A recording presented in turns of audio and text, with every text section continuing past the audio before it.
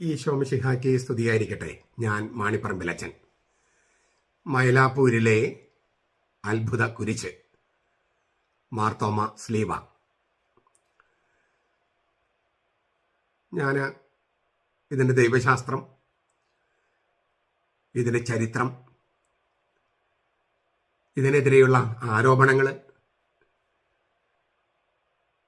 ആ ആരോപണങ്ങളിൽ സത്യം വല്ലതുമുണ്ടോ, ഈ വക കാര്യങ്ങളെല്ലാം ചർച്ച ചെയ്യുകയാണ് ഈ വീഡിയോയിൽ. മാത്രമല്ല, ഈ മാർത്തോമ സ്ലീവായ്ക്ക് നമ്മുടെ ജീവിതത്തിലും ആരാധനാക്രമത്തിലുമുള്ള സ്വാധീനം അല്ലെങ്കിൽ എൻ്റെ പ്രസക്തി, അത് നമുക്ക് ചർച്ച ചെയ്യാം. അതിനു മുൻപ്, അതിലേക്ക് കടക്കുന്നതിന് മുൻപ് ഞാൻ എൻ്റെ 2 വ്യക്തിപരമായ അനുഭവങ്ങൾ പങ്കുവയ്ക്കാം. ഒരു ദിവസം എൻ്റെ രൂപതയിൽപ്പെട്ട ഒരു അച്ഛൻ എന്നെ അദ്ദേഹത്തിൻ്റെ വീട്ടിലേക്ക് ക്ഷണിച്ചു. ഏതോ ഒരു പ്രോഗ്രാം കഴിഞ്ഞപ്പോൾ അദ്ദേഹത്തിൻ്റെ വളരെ അടുത്ത സുഹൃത്തുക്കളായ കുറച്ച് അച്ഛന്മാരും ഉണ്ടായിരുന്നു.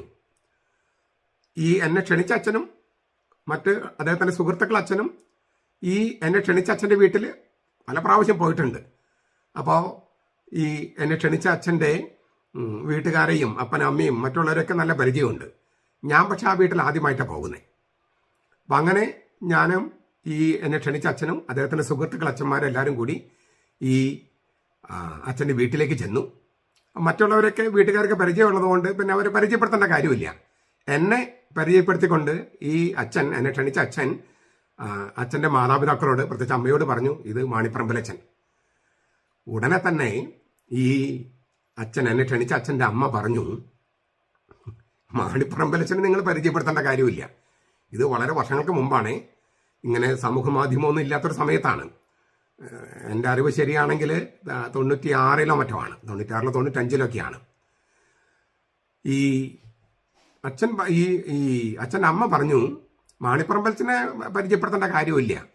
ഏതാനും വർഷങ്ങൾക്ക് മുമ്പ് അച്ഛൻ ഈ പള്ളിയിൽ വരികയും അന്ന് മാർത്തോമ സ്ലീഹായെക്കുറിച്ച് അച്ഛൻ പ്രസംഗിക്കുകയും ചെയ്തു.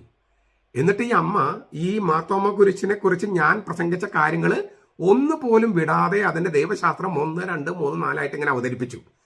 അപ്പം എന്നെ ക്ഷണിച്ച അച്ഛനും കൂടെയുള്ള സുഹൃത്തുക്കളും അന്തം വിട്ട് നിൽക്കുകയാണ്. അവരെല്ലാം ഈ കുരിശിനോടൊരല്പം ചതുർത്ഥിയുള്ള ആളുകളാണ്. ഈ കുരിശിനെ അങ്ങനെ അംഗീകരിക്കുന്നവരല്ല. പക്ഷേ ഈ അമ്മ, അതൊന്നും ഈ അമ്മയ്ക്കറിയില്ല. അമ്മയുടെ മകനും കൂട്ടുകാരൊക്കെ ഈ കുരിശിനെതിരാണെന്നുള്ള കാര്യമൊന്നും ഈ അമ്മയ്ക്കറിയില്ല. അപ്പൊ ഈ അമ്മ ഈ മാർത്തോമ സ്ലീഹായെ കുറിച്ചുള്ള സകല ഞാൻ പറഞ്ഞ കാര്യങ്ങളൊക്കെ അവര് വളരെ ചടുലമായിട്ട് അവതരിപ്പിച്ചു. അപ്പൊ ഞാൻ വിചാരിക്കുകയാണ്, ഈ ചിലപ്പോഴൊക്കെ എനിക്ക് തോന്നിയിട്ടുണ്ട് ഈ പ്രസംഗം കൊണ്ട് വല്ല കാര്യമുണ്ടോ എന്ന്. ഈ അനുഭവങ്ങളൊക്കെ കേൾക്കുമ്പോഴാണ് ഇതിന് എന്തുമാത്രം സ്വാധീനമാണ് നമ്മുടെ സുവിശേഷ പ്രഘോഷണത്തിനും വചന വ്യാഖ്യാനത്തിനും ഉള്ളത്. മനുഷ്യരെന്തുമാത്രം ആഗ്രഹത്തോടെ കേൾക്കുന്നു, കേൾക്കുക മാത്രമല്ല അവരുടെ മനസ്സിൽ ഇത് സൂക്ഷിക്കുന്നു. അതിന് ദൈവശാസ്ത്രം കണ്ട് അവര് വിസ്മയിക്കുന്നു. ആ വിസ്മയം അറിവിലേക്ക് നയിക്കുന്നു, അത് പങ്കുവെക്കുന്നു. അതാണ് ഒരു അനുഭവം. മറ്റൊരു അനുഭവം, ഞാൻ വികാരിയായിരുന്ന പള്ളിയിൽ, അപ്പം അവിടെ ഒരു വളരെ കുറച്ചൊരു സ്ഥലം, ഒരു കുരിശടി വെക്കാനുള്ള സ്ഥലം പള്ളിക്ക് റോഡിന്റെ സൈഡിലുണ്ട്. അവിടുന്ന് കുറച്ച് ദൂരെ മാറിയിട്ടാണ് പള്ളി. അപ്പോൾ പള്ളി അവിടെ ഉണ്ട് എന്നൊരു സൈൻ വെക്കാനായിട്ട് ഒരു കുരിശടിക്ക് വേണ്ടി സ്ഥലം അവിടെ ഉണ്ടായിരുന്നു. പക്ഷെ ആ സ്ഥലം മുഴുവൻ വിവിധ പാർട്ടികളുടെ യൂണിയൻകാർ കയ്യേറി അവരുടെ കൊടികൾ, 3-4 പാർട്ടിക്കാരുടെ കൊടികൾ അവിടെ കുത്തിയിരിക്കുകയാണ്. അപ്പം ഞാൻ അതെല്ലാം യൂണിയൻകാരോടും പാർട്ടിക്കാരൊക്കെ സംസാരിച്ച് അതെല്ലാം മാറ്റി അവിടെ ഒരു കുരിശടി സ്ഥാപിച്ചു. കുരിശടി സ്ഥാപിച്ചപ്പോൾ ഞാൻ മാർത്തോമ കുരിശാണ്, അപ്പോൾ സാമാന്യം ഭേദപ്പെട്ട് വലുപ്പമുള്ള തരത്തിലാണ് കുരിശടി വെച്ചിരിക്കുന്നത്. ഈ മാർത്തോമ കുരിശാണ് അതിൻ്റെ സ്ഥാപിച്ചത്. അതിനുമുമ്പ് ഈ ഇടവക്കാരുടെ എന്താണ് ഈ മാർത്തോമ സ്ലീവ എന്ന് കൃത്യമായിട്ട് ഞാൻ അവതരിപ്പിച്ചിരുന്നു.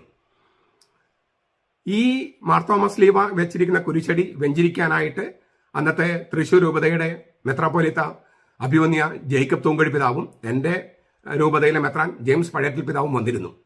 അങ്ങനെ ഈ കുരിശടിയുടെ വെഞ്ചരിപ്പ് നടക്കുന്ന സമയത്ത് എൻ്റെ ചെവിയിൽ ജെയിംസ് പഴയത്തിൽ പിതാവ് ഇങ്ങനെ ചെറുതായിട്ടൊന്ന് പറഞ്ഞു, ഈ കുരിശിനോട് ചിലർക്കെല്ലാം എതിർപ്പുണ്ട്.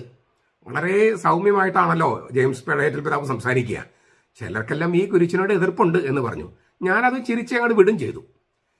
ഇത് കഴിഞ്ഞ് ഞാൻ സ്ഥലം മാറിപ്പോയി. പിന്നീട് ഒരു അച്ഛൻ വന്നു. ആ അച്ഛന് കുരിശ കണ്ട ചെകുത്താനെ പോലെയാണ് മാർത്തോമാ ശ്ലീഹ കണ്ടു കഴിഞ്ഞാൽ. അപ്പൊ ഇതെങ്ങനെയെങ്കിലും മാറ്റണം എന്നുള്ളതാണ് പുള്ളിയുടെ ചിന്ത. അങ്ങനെ പുള്ളി പല തരത്തിൽ ഇത് മാറ്റാനുള്ള ഈ മാർത്തോമാ ശ്ലീഹ അവിടെ നിന്ന് മാറ്റാൻ സമന് വലിപ്പം നിൽക്കുന്നു. ഒരു 5-6 അടി വലിപ്പമുണ്ട് ഈ കുരിശിന്.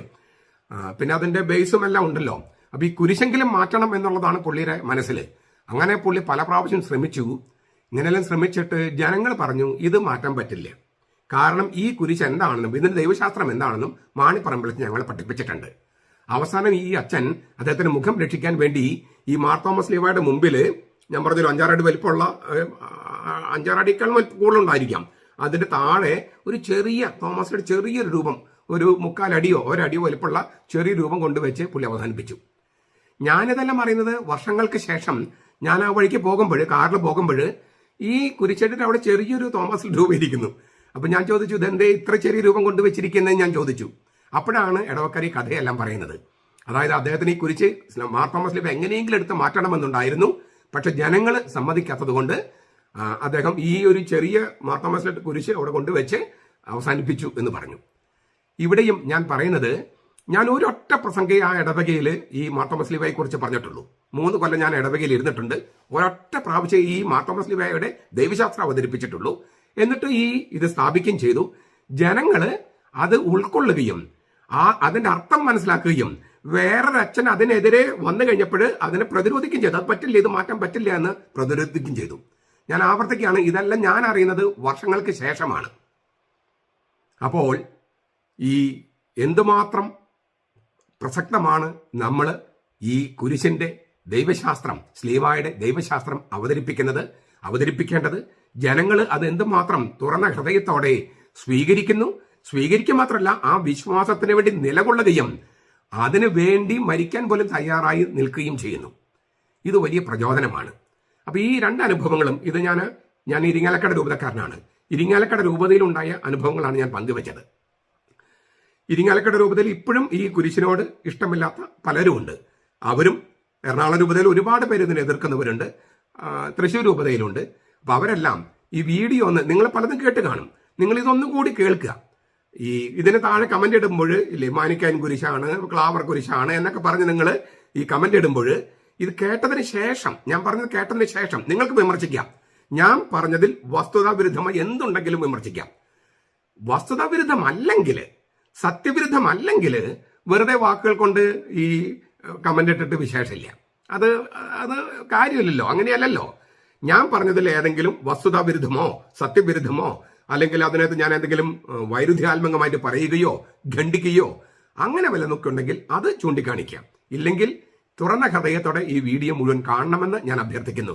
മാത്രമല്ല, നിങ്ങൾ ഇതിന്റെ ദൈവശാസ്ത്രം നിങ്ങൾക്ക് മനസ്സിലാക്കുന്നുണ്ടെങ്കിൽ, അത് അംഗീകരിക്കുന്നുണ്ടെങ്കിൽ ഈ വീഡിയോ പരമാവധി പേർക്ക് ഷെയർ ചെയ്ത് ഈ മാർത്തോമാ ശ്ലീഹ എന്നുള്ള നമ്മുടെ എംബ്ലം അതൊരു പൊതു ചിഹ്നമാണ്. മാർത്തോമാ ക്രിസ്ത്യാനികളുടെ, ഭാരത സുറിയാനി ക്രിസ്ത്യാനികളുടെ പൊതു ചിഹ്നമാണ്. അതിനെക്കുറിച്ച് ഞാൻ ആദ്യം തന്നെ പറയട്ടെ. നമുക്ക് ദേശീയ പതാകയുണ്ട്, ഇന്ത്യയുടെ ദേശീയ പതാക. അതുപോലെ എല്ലാ രാജ്യങ്ങൾക്കും ദേശീയ പതാകയുണ്ട്.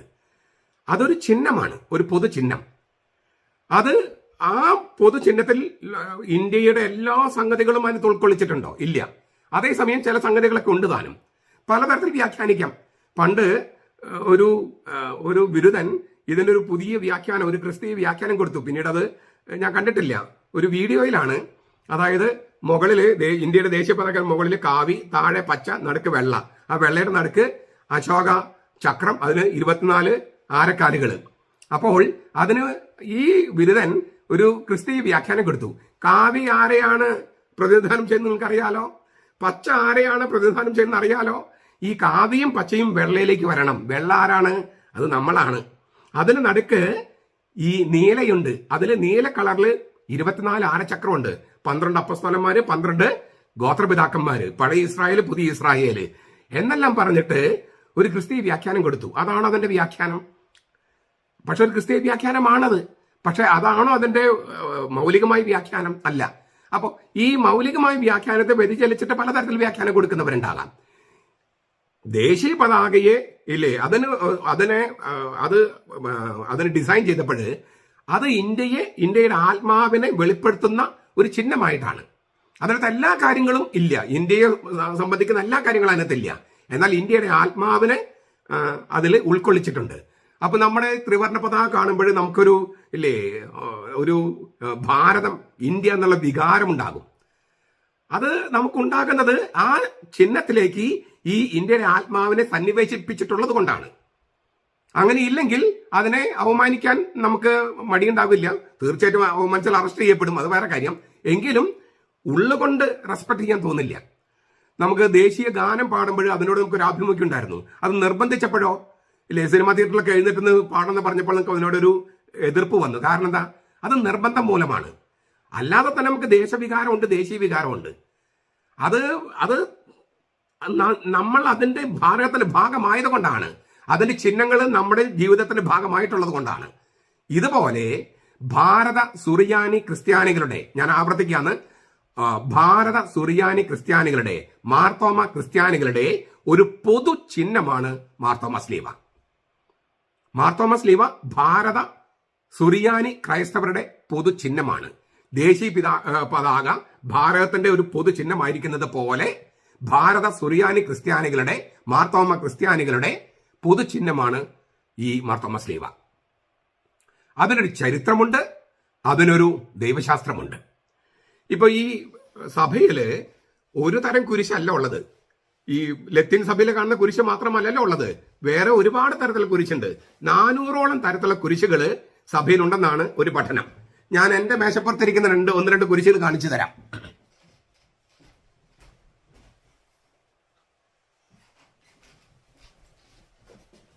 നിങ്ങൾ കണ്ടിട്ടുള്ളതാണ് ഈ ഫ്രാൻസിസ്കൻ കുരിശ്.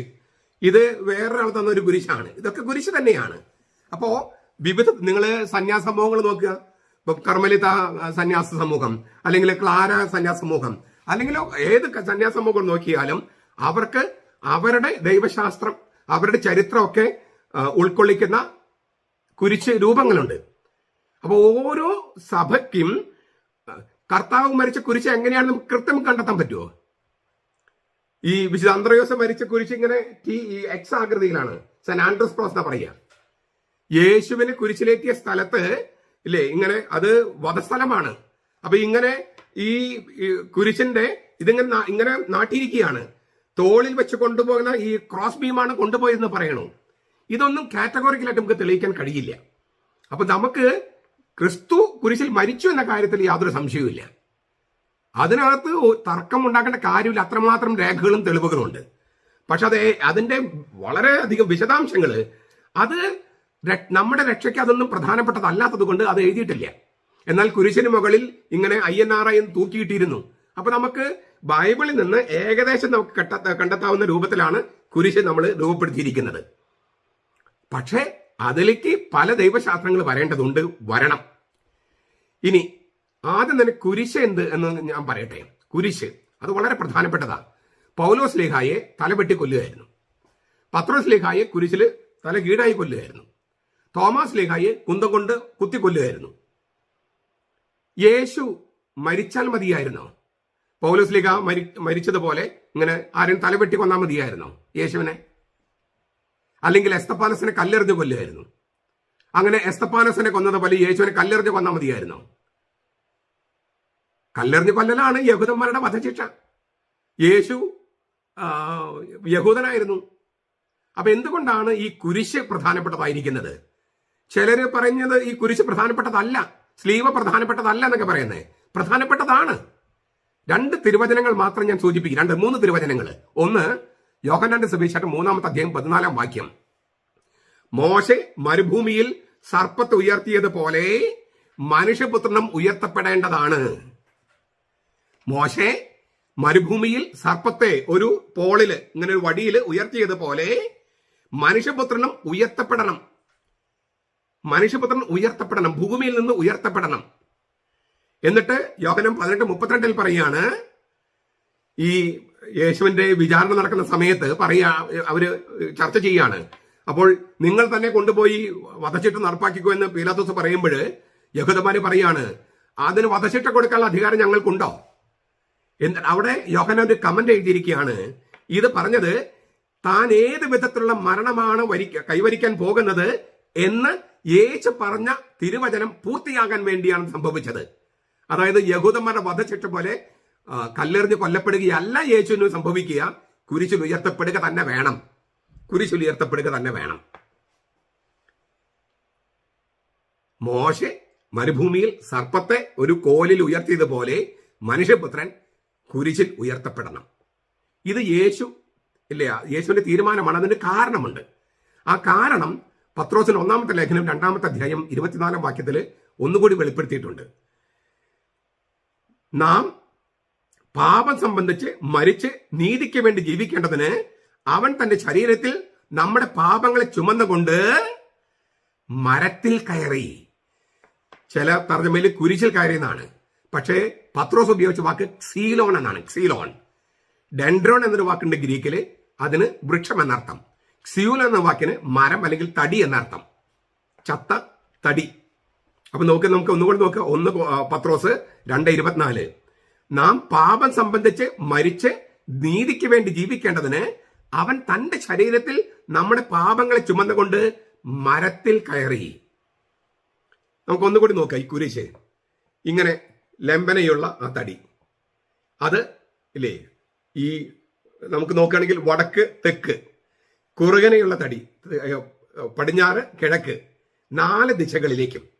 ദൈവശാസ്ത്രപരമായി പറഞ്ഞാൽ ഭൂമിയിൽ നിന്ന് സ്വർഗം വരെ. പിന്നെ യേശുക്രിസ്തുവാണ് കുരിശിൽ കിടക്കണേ. നമ്മൾ ഓരോരുത്തരും ഇങ്ങനെ കൈകൾ നിർത്തിയാൽ ഏതാണ്ട് കുരിശ് പോലെയല്ലേ.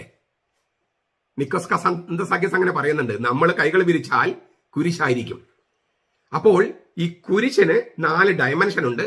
സവിശേഷമായി ഭൂമിയിൽ നിന്ന് സ്വർഗത്തിലേക്ക് വെച്ചിരിക്കുന്ന ഗോവണി പോലെയാണത്. അപ്പോൾ ഭൂമിയിൽ നിന്ന് സ്വർഗത്തിലേക്ക് നമ്മെ കൊണ്ടുപോവുക എന്നുള്ളതാണ് രക്ഷയുടെ ഏറ്റവും പ്രധാനപ്പെട്ട വശം. പാപമോചനം അതിന്റെ ആദ്യത്തെ ഘട്ടം മാത്രമാണ്, അല്ലേ. അവൻ 1ാമത് വന്നു. അവന്റെ ആദ്യത്തെ ആഗമനം അത് പാപത്തെ കൈകാര്യം ചെയ്യാൻ. അവൻ വീണ്ടും വരും, തന്നെ ആകാംക്ഷപൂർവ്വം കാത്തിരിക്കുന്നവരുടെ രക്ഷയ്ക്ക് വേണ്ടി. തന്നെ ആകാംക്ഷപൂർവ്വം കാത്തിരിക്കുന്നവരുടെ രക്ഷയ്ക്ക് വേണ്ടി അവൻ വീണ്ടും വരണം. അപ്പോൾ ആദ്യത്തെ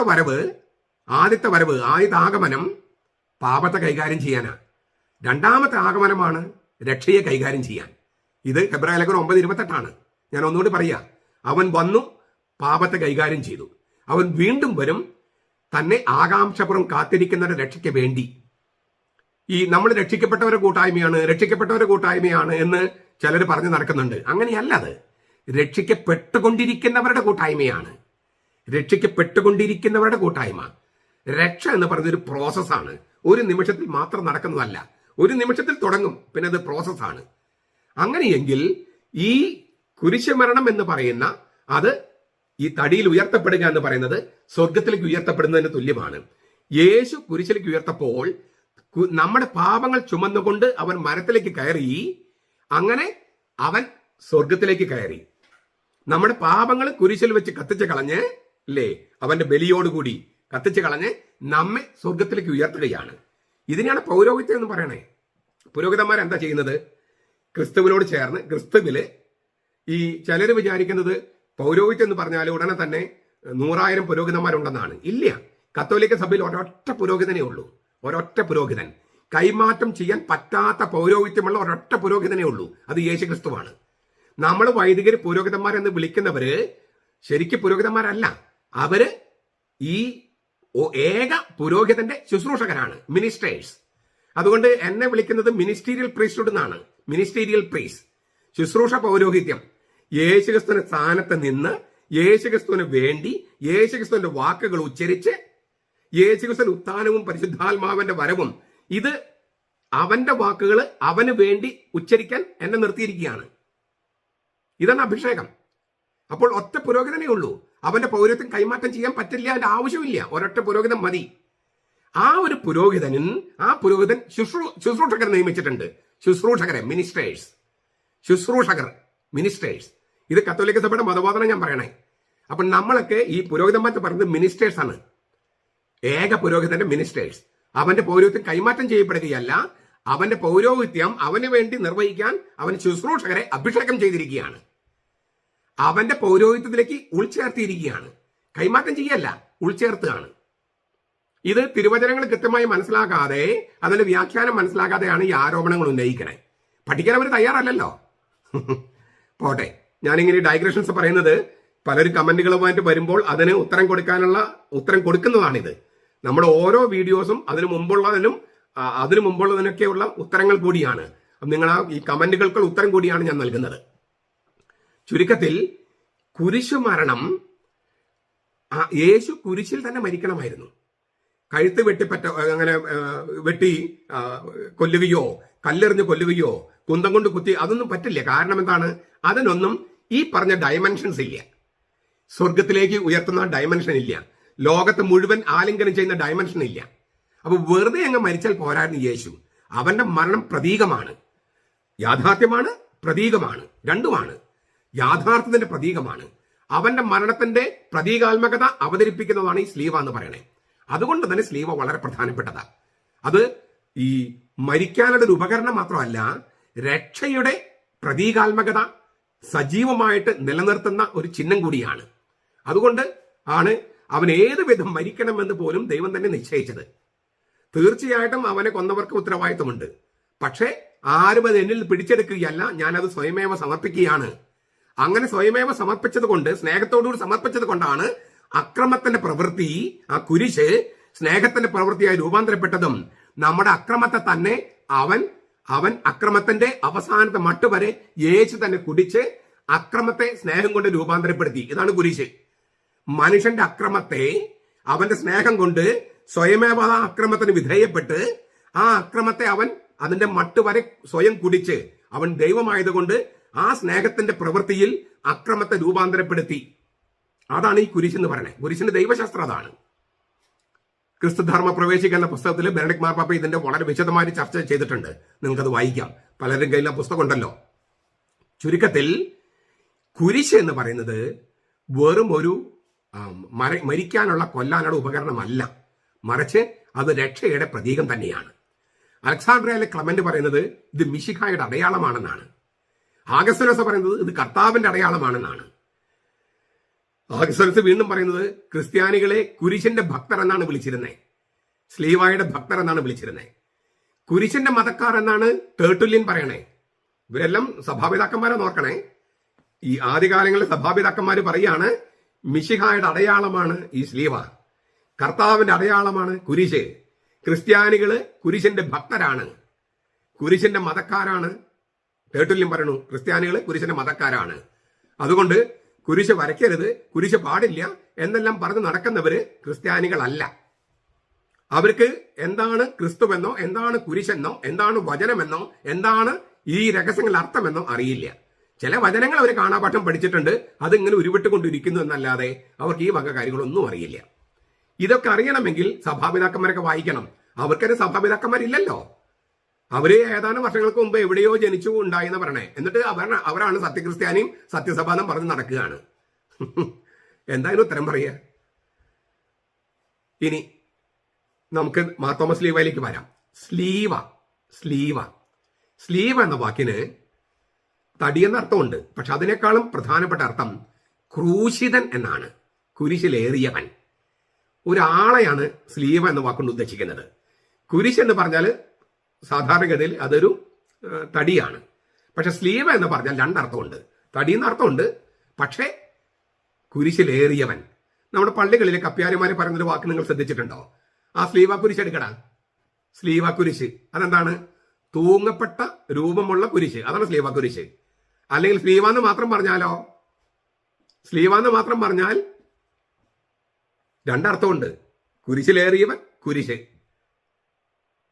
സ്ലീവ കുരിശ് എന്ന് പറഞ്ഞാൽ അതൊരു പ്രത്യേക കുരിശാണ്, അതായത് തൂങ്ങപ്പെട്ട രൂപമുള്ള കുരിശ്. സ്ലീവയുണ്ട്, കുരിശുണ്ട്, അതാണ് സ്ലീവ കുരിശ്. സ്ലീവ എന്ന് അവിടെ ഉദ്ദേശിക്കുന്നത് ക്രൂശിതനുള്ള ഇല്ലേ കുരിശ്. സ്ലീവ എന്ന വാക്കിന് ക്രൂശിതൻ, കുരിശിലേറിയവൻ, കുരിശിൽ മരിച്ചവൻ എന്നർത്ഥം. അതാണ് പ്രഥമമായ അർത്ഥം സ്ലീവ. അതുകൊണ്ട് നമ്മൾ കുരിശ് എന്നതിനേക്കാൾ സ്ലീവ എന്ന വാക്കാണ് സുറിയാനി ക്രിസ്ത്യാനികൾ ഉപയോഗിക്കുക. ക്രൂശിതൻ എന്ന അർത്ഥത്തിലാണ് സ്ലീവ എന്ന വാക്ക് ഉപയോഗിക്കുന്നതും, തടി എന്ന അർത്ഥത്തിലല്ല. പക്ഷെ തടിയും പ്രധാനപ്പെട്ടതാണെന്ന് ഞാൻ പറഞ്ഞു കഴിഞ്ഞു. യേശുവാണ് ക്രൂശിതൻ എന്ന് ഞാൻ പറയേണ്ട കാര്യമില്ലല്ലോ. പൗരസ്ത്യ സഭകളിലും പാശ്ചാത്യ സഭകളിലും ഈ കുരിശിനെ ഊറാൽ അണിയിക്കുന്ന കർമ്മമുണ്ട്. ഈ ഞാൻ കുരിശ് ഉപയോഗിക്കുകയാണ്. അച്ഛന്മാർ ഉപയോഗിക്കുന്ന ഊറാലുണ്ടല്ലോ, അതിങ്ങനെ കുരിശിനെ അണിയിക്കും, സവിശേഷമായി പെസഹ കാലത്ത്. പാശ്ചാത്യ സഭയിലുണ്ട്, പൗരസ്ത്യ സഭകളിലാണ് തുടങ്ങിയത്, അതിപ്പോ പാശ്ചാത്യ സഭയിലുമുണ്ട്. അപ്പോൾ കുരിശനെ ഊറാല അണിയിക്കുന്നു. ഊറാറ എന്ന് പറഞ്ഞാല് ഊറാല എന്ന് പറയും. ഊറാറ എന്ന് പറഞ്ഞാല് പുരോഹിത വസ്ത്രമാണ്. യേശുവിന്റെ തോളിൽ ഒരു പ്രാർത്ഥന കുപ്പായം ഉണ്ടായിരുന്നു, അതിന്റെ ചെറിയ രൂപമാണ് ഈ ഊറാറ എന്ന് പറയുന്നത്. ആ ഊറാറ അത് കുരിശിൽ അണിയിക്കുന്നതിന് കാരണം ഈ സ്ലീവയെ ക്രൂശിതനായിട്ട് യേശുവായിട്ടാണ് സങ്കല്പിക്കുന്നത്. അതുകൊണ്ടാണ് ഈ ഊറാറ അണിയിക്കുന്നത്, കുരിശിനെ ഊറാറ അണിയിക്കുന്നത്. മാർ സ്ലീവ എന്നാണ് ചിലപ്പോൾ വിളിക്കുക നമ്മൾ. മാർ സ്ലീവ. മാർ എന്ന് പറഞ്ഞാൽ ലോർഡ്, കർത്താവ്, കർത്താവായ യേശു. മാർ സ്ലീവ എന്ന് പറഞ്ഞാൽ കർത്താവായ ക്രൂശിതനായ കർത്താവായ യേശു എന്നർത്ഥം. സ്ലീവ് എന്ന വാക്കിന് അതാണ് മാർ സ്ലീവ് എന്നാ പറയാ. മാർ എന്ന വാക്ക് ഉപയോഗിക്കുന്നത് ഒരാളെ സൂചിപ്പിക്കാനാ. മാർ ജെയിംസ് പഴയാറ്റിൽ അല്ലേ, അങ്ങനെയല്ല ആ വാക്ക്. അപ്പൊ മാർ എന്ന് പറഞ്ഞാല് ഈ ഒരാളെ ഉദ്ദേശിച്ചാണ്. മാർ സ്ലീവ എന്ന് പറയുമ്പോൾ കർത്താവായ ക്രൂശിതൻ, കർത്താവായ യേശു, ക്രൂശിതനായ കർത്താവ് എന്നാണ് അർത്ഥം. ഈ സ്ലീവ ലോകത്തെ മുഴുവൻ ഭരിക്കുന്നു. അതിനാൽ സ്ലീവ എന്ന് പറഞ്ഞാൽ മരമല്ല, മരത്തിലേറിയവനാണ്. സ്ലീവ നിങ്ങളെ ഇടയന്മാരായി നിയമിച്ചിരിക്കുന്നു. അങ്ങനെയൊക്കെയാണ് നമ്മുടെ പ്രാർത്ഥനകളിൽ കാണുന്നത്. സ്ലീവ ലോകത്തെ മുഴുവൻ ഭരിക്കുന്നു. ആ സ്ലീവയുടെ മുകളിൽ എഴുതിയിരിക്കുന്നത് ജീസസ് ദ നാസറൻ, യേസുസ് നസ്രേനുസ് റെക്സ് യദയോരും, Jesus the Nazarene, king of the Jews. അതിന്റെ ഹീബ്രുവിലും അത് എഴുതിയിരുന്നു, ലത്തീനിൽ എഴുതിയിരുന്നു. ഹീബ്രുവിന്റെ ചുരുക്കരൂപം നോക്കുകയാണെങ്കിൽ യാഹ്വേ എന്ന് കിട്ടും. യാഹ്വേയായ കർത്താവ് ലോകം മുഴുവൻ ഭരിക്കുന്നു. സ്ലീവ ലോകത്തെ മുഴുവൻ ഭരിക്കുന്നു. ആ മരമല്ലല്ലോ, മരവും മരത്തിൽ കിടക്കുന്നവനും ഒരുമിച്ചാണ്. അതുകൊണ്ടാണ് അത് മുകളിൽ ഇൻട്രി എന്ന് എഴുതി വെച്ചിരിക്കുന്നത്. അതിന്റെ ഓർമ്മയ്ക്ക് നമ്മൾ ഇൻട്രി അപ്പം ഉണ്ടാക്കുകയും ചെയ്യുന്നു. ഈ ഇൻട്രി INRI ആണ് ഇൻട്രി അപ്പം. സ്ലീവ നിങ്ങളെ ഇടയന്മാരായി നിയമിച്ചിരിക്കുന്നു. ആര്? ക്രൂശിതനായ കർത്താവ് എന്നർത്ഥം. ചുരുക്കത്തിൽ സ്ലീവ എന്ന വാക്കാണ് നമുക്ക് കൂടുതൽ ദൈവശാസ്ത്രപരമായി ആഴമുള്ളതും നമ്മൾ ഉപയോഗിച്ച് ശീലമുള്ളതും. തോമസ് ലീഗ ഇന്ത്യയിൽ വന്നു എന്നതിന്റെ ഏറ്റവും പ്രധാനപ്പെട്ട തെളിവ്, ഒരുപാട് തെളിവുകൾ ഞാൻ മുമ്പ് ഹാജരാക്കിയിട്ടുണ്ട്. ഏറ്റവും പ്രധാനപ്പെട്ട തെളിവ് എന്താണ്?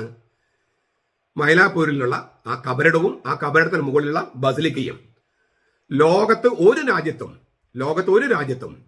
തോമസ് ലീഗയുടെ പേരിൽ ഒരു കബറിടമില്ല, അതിന് മുകളിൽ ഒരു ബസിലിക്കയുമില്ല. 3 അപ്പസ്തോലന്മാരുടെ കബറിടത്തിന് മുകളിലാണ് ബസിലിക്ക ഉള്ളത്.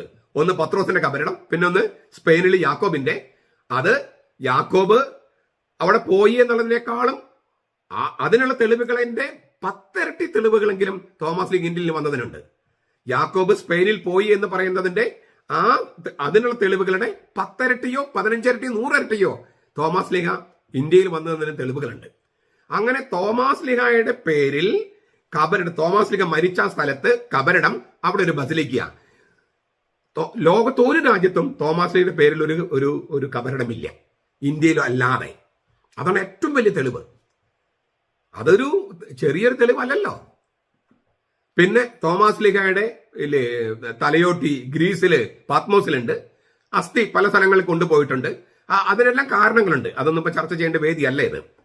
അപ്പൊ മാർ തോമസ് ലീഗയുടെ കബറിടത്തിൽ മുദ്രിതമായിരിക്കുന്ന കുരിശാണ് ഈ മാർത്തോമ കുരിശ്. ഈ കുരിശാണ് അവിടെ മാർ തോമസ് ലീഗയുടെ കബറിടത്തിൽ മുദ്രിതമായിരിക്കുന്നത്. മാർ തോമസ് ലീഗയുടെ പൈതൃകമുള്ള എല്ലാ സഭകളും അംഗീകരിച്ചതും ഉപയോഗിക്കുന്നതും ഈ മാർ തോമസ് ലീഗയാണ്. വെളിപാടിന്റെ പൂർണ്ണത ആലേഖനം ചെയ്യപ്പെട്ട ഒരു കുരിശാണിത്. വെളിപാടിന്റെ പൂർണ്ണത, അതായത് പിതാവുണ്ട്, പുത്രനുണ്ട്, പരിശുദ്ധാത്മാവുണ്ട്, ത്രിത്വമുണ്ട്, പരിത്രാണ കർമ്മമുണ്ട്, കാൽവരിയുണ്ട്, മരണമുണ്ട്, ഉത്ഥാനമുണ്ട്, സഭയുണ്ട്. അത് ജീവിക്കുന്ന കുരിശാണ്, ജീവിക്കുന്ന വചനമായ കുരിശാണ്, വളരുന്ന വചനമായ കുരിശാണ്, സ്ലീവയാണ്. ഇതൊക്കെ നമുക്ക് ചെറുതായിട്ടൊന്നത് കണ്ടുപോകാം. നമുക്ക് നോക്കുക, 3 പടികൾ. ഞാനിത് വരച്ചു തുടങ്ങിയതിനും പൂർത്തിയാക്കാൻ പറ്റിയില്ല, അതുകൊണ്ട് അത്രയുണ്ട് ഭംഗിയില്ല. ഒരു കോട്ട അടിക്കാൻ പറ്റിയുള്ളൂ. കുറെ നാൾ മുമ്പ് തുടങ്ങിയതാണ്, പക്ഷേ ഒരു ദിവസം ഇത് ചെയ്ത് വെച്ചു, പിന്നെ ഇത് പൂർത്തിയാക്കാൻ സമയം കിട്ടിയില്ല. അതുകൊണ്ട് ഇച്ചിരി ഭംഗി കുറവുണ്ടെങ്കിലും പഠനത്തിന് വേണ്ടി ഞാൻ ഉപയോഗിക്കുക. 3 പടികൾ. നിങ്ങൾ പരമ്പരാഗത പള്ളികൾ കണ്ടാൽ മനസ്സിലാകും. കെസ്ട്രോമയിൽ നിന്ന് മധുബഹേരിക്ക് 3 പടികളാണ്.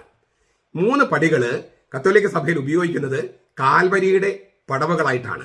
കാൽവരി ഗാഗുൽത്തായുടെ 3 പടവുകളായിട്ടാണ്.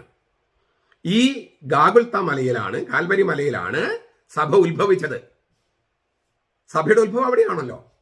അവന്റെ പാർശ്വത്തു നിന്നും വെള്ളവും രക്തവും ഒഴുകി, മാമോദിസയും കുർബാനയും ഒഴുകി. ആ മാമോദിസായിലും കുർബാനയിലുമാണ് സഭ പിറന്നു വീണത്. മാമോദിസായിലും കുർബാനയിലുമാണ് സഭ പിറന്നു വീണത്, വെള്ളത്തിലും രക്തത്തിലും. ഒരു ശിശു രക്തത്തിലും വെള്ളത്തിലും ജനിക്കുന്നത് പോലെ യേശുവിന്റെ പാർശ്വം പിളർന്ന് രക്തത്തിലും വെള്ളത്തിലും സഭ എന്ന ശിശു പിറന്നു വീഴുകയാണ്. അതുകൊണ്ട് തന്നെ സഭയുടെ ദർപ്പണമാണ് ഗാഗുൽത്ത എന്നാണ് മാർ എഫ്രേം വിശുദ്ധൻ പറയുന്നത്. വിശുദ്ധ എഫ്രേം പറയുന്നത് സഭയുടെ ദർപ്പണമാണ് ഗാഗുൽത്ത.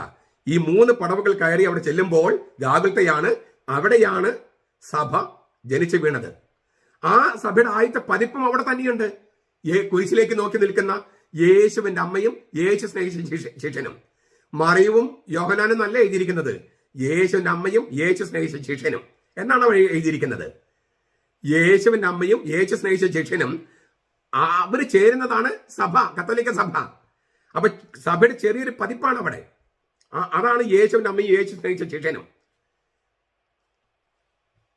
അങ്ങനെയുള്ള ആ ഗാഗുൽത്തായുടെ പ്രതീകമാണ് ഈ 3 ചുവടുകള്, 3 പടവുകള്. മാപ്രയം വീണ്ടും പറയാണ്, സത്യത്തിന്റെ ഉയരങ്ങളെയാണ് ഈ ഗാഗുൽത്ത പ്രതിനിധാനം ചെയ്യുന്നത്. നമ്മൾ നേരത്തെ കണ്ടല്ലോ, സ്വർഗത്തിലേക്ക് ഉയരുക, അത് സത്യത്തിന്റെ ഉയരങ്ങളാണ്. സത്യത്തിന്റെ ഉയരങ്ങള് ഇപ്പൊ നമ്മൾ കണ്ടു കഴിഞ്ഞാൽ ഒരു 7-8 അടി ഉയരമുള്ളൂ ഈ ഒരു കൊച്ചു കുന്നാണ് ഈ ഗാഗുൽത്ത. പക്ഷേ യെറൂസലം തന്നെ സമുദ്രനിരപ്പിൽ നിന്ന് വളരെ ഉയർന്നാണ്. അതുകൊണ്ട് യെറൂസലമിലേക്ക് കയറിപ്പോകുക എന്നാ പറയാ, പോകുക എന്നല്ല, കയറിപ്പോകുക. ഗോ അപ്പ് അസൻഷനാണ്, മുകളിലേക്ക് കയറുകയാണ്. അപ്പൊ ഗാഗുൽത്തായിലേക്ക് പോകുക പറഞ്ഞാൽ അത് സത്യത്തിന്റെ ഉയരങ്ങളിലേക്കുള്ള യാത്രയാണ്. അങ്ങനെ സത്യത്തിന്റെ ഉയരങ്ങളെയാണ് ഗാഗുൽത്ത പ്രതിനിധാനം ചെയ്യുന്നതെന്ന് മാർ എഫ്രേം പറയുന്നു. ആരാധനക്രമം, ലിറ്റർജി എന്ന് പറഞ്ഞ ആരാധനക്രമം ഗാഗുൽത്തയെയും പറുദീസയെയും തമ്മിൽ ബന്ധിപ്പിക്കുകയാണ്.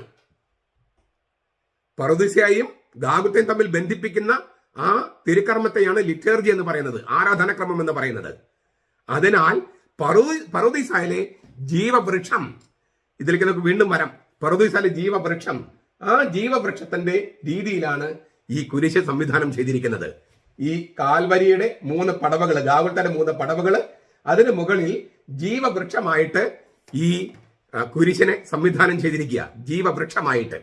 നമുക്ക് അതിലേക്ക് ഇച്ചിരി കഴിഞ്ഞിട്ട് ഒന്നുകൂടി വിശദമായിട്ട് വരാം. അതേസമയം ഈ ഗാഗുൽത്ത പറുദീസയിൽ തന്നെ മറ്റൊരു വൃക്ഷമുണ്ട്. നന്മത്തിന്മകളെ കുറിച്ചുള്ള അറിവിന്റെ കനി ഇല്ലേ, ആ അറിവിന്റെ വൃക്ഷമുണ്ട്. ആ പറുദീസയില് ഫലം, അറിവിന്റെ വൃക്ഷത്തിലെ ഫലം നീട്ടപ്പെട്ടു, വൃക്ഷം മനുഷ്യന് മരണം നൽകി. ഗാഗുൽത്തായിൽ കൈ നീട്ടപ്പെട്ടു, സ്ലീവ മനുഷ്യന് ഉത്ഥാനം അഥവാ നിത്യജീവൻ പ്രദാനം ചെയ്തു. അതിനാൽ കാൽവരി അല്ലെങ്കിൽ ഗാഗുൽത്ത എന്ന് പറയുന്നത് പറുദീസയാണ്. അവിടെ ഈശോ പുതിയ ആദാം, അവസാനത്തെ ആദാമാണ്. ഇതാണ് സഭാപിതാക്കന്മാരുടെ വ്യാഖ്യാനം. എന്ത് മനോഹര വ്യാഖ്യാനമാണ്! എത്രമാത്രം ബൈബിളിൽ അടിത്തറയിട്ട വ്യാഖ്യാനമാണ്.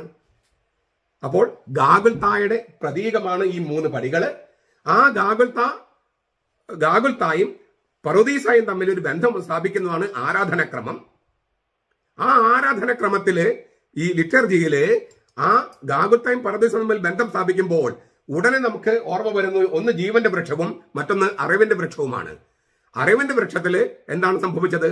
പറുദീസയില് ഫലം നീട്ടപ്പെട്ടു. ഈ അറിവിന്റെ വൃക്ഷത്തിന്റെ ആ വൃക്ഷം മനുഷ്യന് മരണം നൽകി.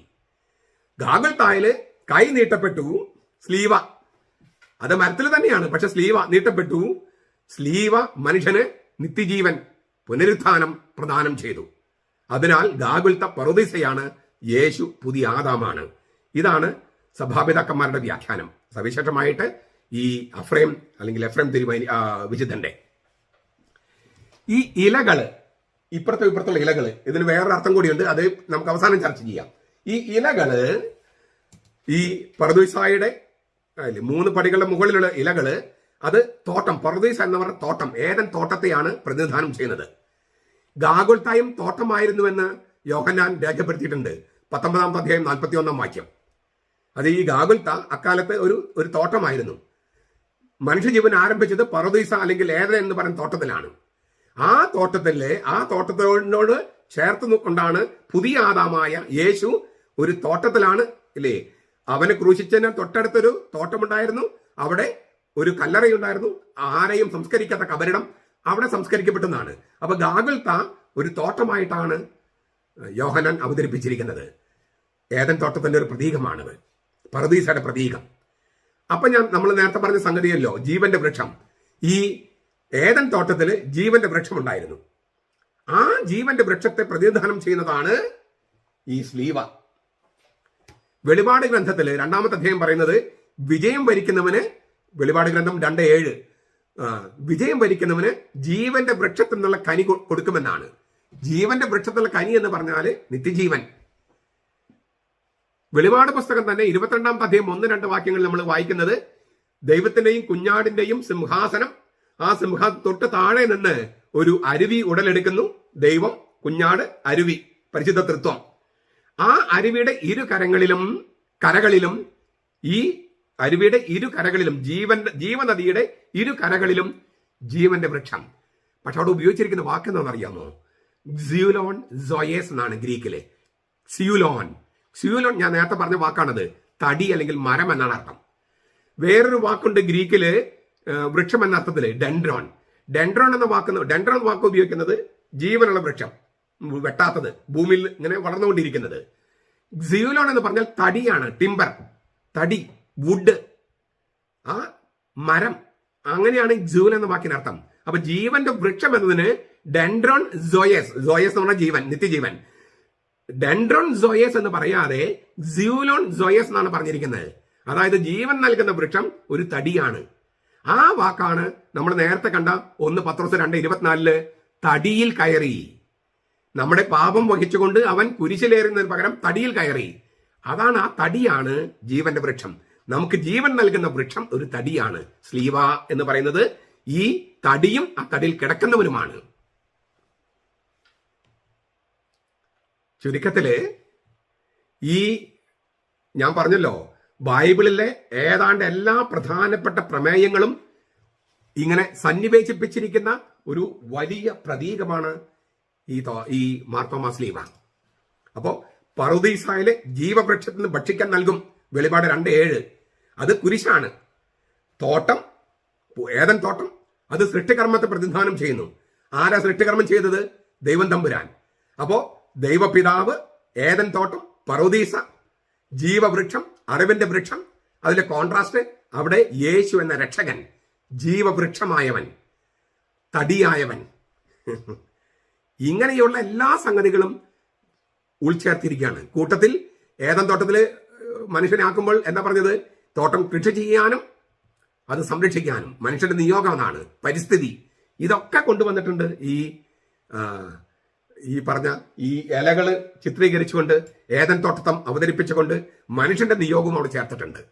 അപ്പോൾ സ്രഷ്ടാവായ ദൈവം, രക്ഷകനായ ദൈവം, ഇങ്ങനെ ബൈബിളിൽ ആദ്യത്തെ ബൈബിളിൽ തിരുനട തുറക്കുമ്പോൾ ഉള്ള സംഗതികൾ മുഴുവൻ പ്രതീകങ്ങളായി ഒരൊറ്റ ചിഹ്നത്തിലേക്ക് ഉൾച്ചേർത്തിരിക്കുകയാണ്, സന്നിവേശിപ്പിച്ചിരിക്കുകയാണ് ഈ മാർത്തോമാ സ്ലീവായിൽ.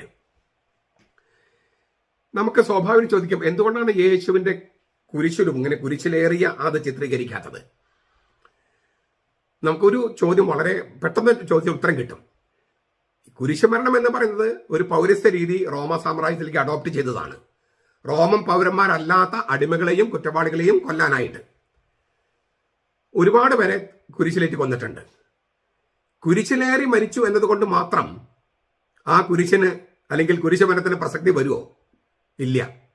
കുരിശുമരണത്തിന് പ്രസക്തി വരുന്നത് 2 കാരണങ്ങൾ കൊണ്ടാണ്. ഒന്ന്, നമ്മൾ പറയുന്ന കുരിശിലേറി മരിച്ചവൻ സ്ലീവ, അതായത് യേശുക്രിസ്തു, ദൈവം മനുഷ്യനായ ആളാണ്. പാപമില്ലാത്ത പരിപൂർണനായ എല്ലാം തികഞ്ഞ മനുഷ്യൻ. ആ ദൈവം മനുഷ്യനായ ആളായതുകൊണ്ട് എല്ലാ മനുഷ്യരുടെയും പാപങ്ങൾ അവനിലേക്ക് എടുത്ത് അത് ചുമന്നു കൊണ്ടുപോയി അത് ബലിയായിട്ട് കുരിശിൽ ബലി അർപ്പിക്കാൻ അവന് കഴിഞ്ഞു. അപ്പൊ അവന്റെ കുരിശമരണം എന്ന് പറയുന്നത് സാധാരണ ഒരു കുറ്റവാളിയുടെ കുരിശമരണം പോലെയല്ല. അതാണ് ഒന്നാമത്തെ അർത്ഥം. രണ്ട്, അവനങ്ങനെ മരിച്ച് തീർന്നു പോയാല് അല്ലേ, അവിടെ വെച്ചൊരു ഈ ബലിയൊക്കെ തന്നെ അത് തീർന്നു വിചാരിക്കുക. അപ്പോൾ ഭൂതകാലത്ത് നടന്നൊരു ചെറിയ ഒരു സംഭവം മാത്രം പറ്റുന്നത് അവശേഷിക്കും. ഇന്ന് പ്രസക്തി ഉണ്ടാകാൻ സാധ്യത കുറവാണ്. ഇന്നും പ്രസക്തി ഉണ്ടാകുന്നത് എങ്ങനെയാണ്? അവൻ മരിച്ചവന് ഉത്ഥാനം ചെയ്തു. എങ്ങനെ? ശരീരത്തോടു കൂടി ഉത്ഥാനം ചെയ്തു. ശരീരത്തോടു കൂടി ഉത്ഥാനം ചെയ്തു. ഇത് വളരെ പ്രധാനപ്പെട്ടതാണ്. ആ കല്ലറയിൽ യേശുവിനെ വെച്ച കബറിടത്തിൽ അവന് ശരീരം ഉണ്ടായിരുന്നില്ല, തുണികളെ ഉണ്ടായിരുന്നുള്ളൂ. യോഹന്നാൻ സുവിശേഷം 20 അധ്യായം 1 മുതൽ 8 വരെ നമുക്ക് വായിക്കാം. യോഹന്നാൻ 20, 1 മുതൽ 8 വരെ. ഞാൻ മുമ്പ് ഒരിക്കൽ പറഞ്ഞിട്ടുണ്ട് എന്തുകൊണ്ടാണ് കാസ 3 പ്രാവശ്യം മുട്ടിക്കുന്നതും അതിനു മുമ്പ് ഈ ശോശപ്പ കൊണ്ട് മൂടുന്നതും ഒക്കെ. അതിനെക്കുറിച്ചൊക്കെ ഞാൻ പറഞ്ഞിട്ടുണ്ട്. അത് ഈ യോഹന്നാന്റെ സുവിശേഷം 20 അധ്യായം 1 മുതൽ 8 വരെ വാക്യങ്ങളെ പിന്തുടർന്നുകൊണ്ടാണ് സീറോ മലബാർ സഭയിലും മലങ്കര സഭയിലും ചെയ്യുന്നത്. അപ്പോൾ ആ കബറിടത്തിൽ യേശുവിന് ശരീരമില്ല, തുണികളേ ഉള്ളൂ. ശരീരത്തോടു കൂടി അവൻ ഉത്ഥാനം ചെയ്തു. ശൂന്യമായ കല്ലറ വളരെ പ്രധാനപ്പെട്ടതാണ് യേശുവിന്റെ ഉത്ഥാനത്തില്. ശൂന്യമായ കുരിശ് അത് തന്നെയാണ് സൂചിപ്പിക്കുന്നത്. ഇത് വെറും ശൂന്യമല്ല, അതിലേക്ക് നമ്മൾ വരികയാണ്. ഇത് വെറുതെ ശൂന്യമായി കിടക്കുകയല്ല. ഈ കബറിടം, യേശുവിന്റെ കബറിടം പോലെ ശൂന്യമായി കിടക്കുകയാണ്. അതിന്റെ അടുത്തൊരു പ്രതിയും കൂടി മനസ്സിലാക്കുമ്പോഴാണ് ഇതിന്റെ പൂർണ്ണമായ അർത്ഥം നിങ്ങൾക്ക് മനസ്സിലാകുക. അപ്പോൾ യേശു കുരിശിൽ മരിച്ചത് കൊണ്ട് മാത്രം രക്ഷയാകുന്നില്ല. നമ്മളെ ജീവന്റെ അടുത്ത ഘട്ടത്തിലേക്ക്, അതായത് അന്തിമഘട്ടത്തിലേക്ക്, പുനരുത്ഥാനം എന്ന് പറയുന്ന ജീവന്റെ അവസാന ഘട്ടത്തിലേക്ക്, അതായത് നമുക്കൊരു ഉദാഹരണം വേണമെങ്കിൽ സസ്യജീവൻ, മൃഗജീവൻ, മനുഷ്യജീവൻ, നിത്യജീവൻ. അപ്പൊ ജീവന്റെ ഒരു പരിണാമമുണ്ട്. അവസാനത്തത് നിത്യജീവനാണ്. സസ്യജീവൻ, മൃഗജീവൻ, മനുഷ്യജീവൻ ഒരു ഘട്ടത്തിലേക്ക് കടന്നാലല്ലേ ജീവന്റെ പരിണാമം അതിന്റെ പൂർണ്ണതയിലെത്തുള്ളൂ. ആ പൂർണ്ണതയിലെത്തുന്ന നിത്യജീവൻ എന്ന് പറയുന്ന, പുനരുത്ഥാനം എന്ന് പറയുന്ന ആ ജീവന്റെ, പുതിയ ജനുസിലുള്ള ജീവന്റെ നമ്മുടെ ശരീരത്തിന് പുതിയ തരത്തിൽ ജീവിക്കാനുള്ള ഒരു ഇടം, അതാണ് ഈ സ്വർഗം എന്ന് പറയുന്നത്, നിത്യജീവൻ എന്ന് പറയുന്നത്.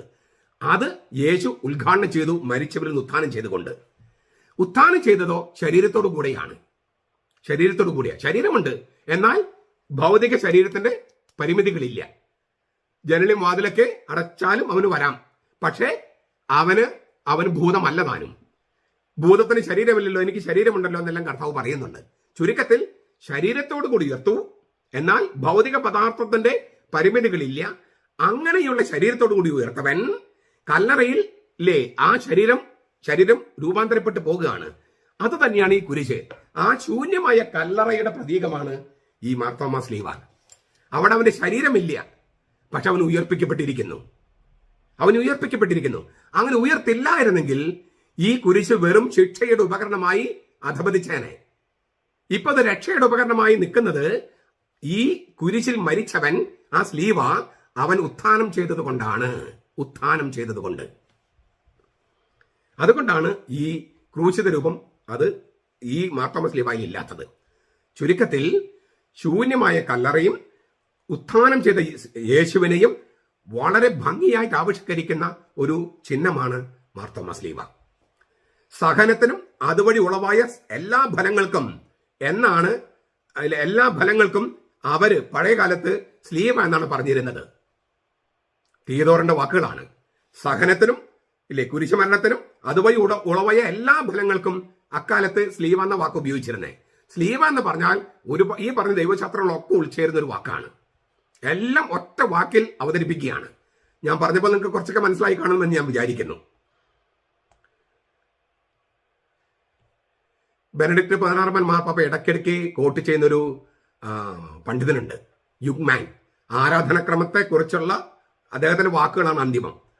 അദ്ദേഹം പറയാണ്, ഈ യുഗ്മാൻ പറയാണ്, ആദ്യ നൂറ്റാണ്ടുകളിൽ സഭ ഉപയോഗിച്ച കുരിശിൽ യേശുവിന്റെ രൂപം ഇല്ലായിരുന്നു.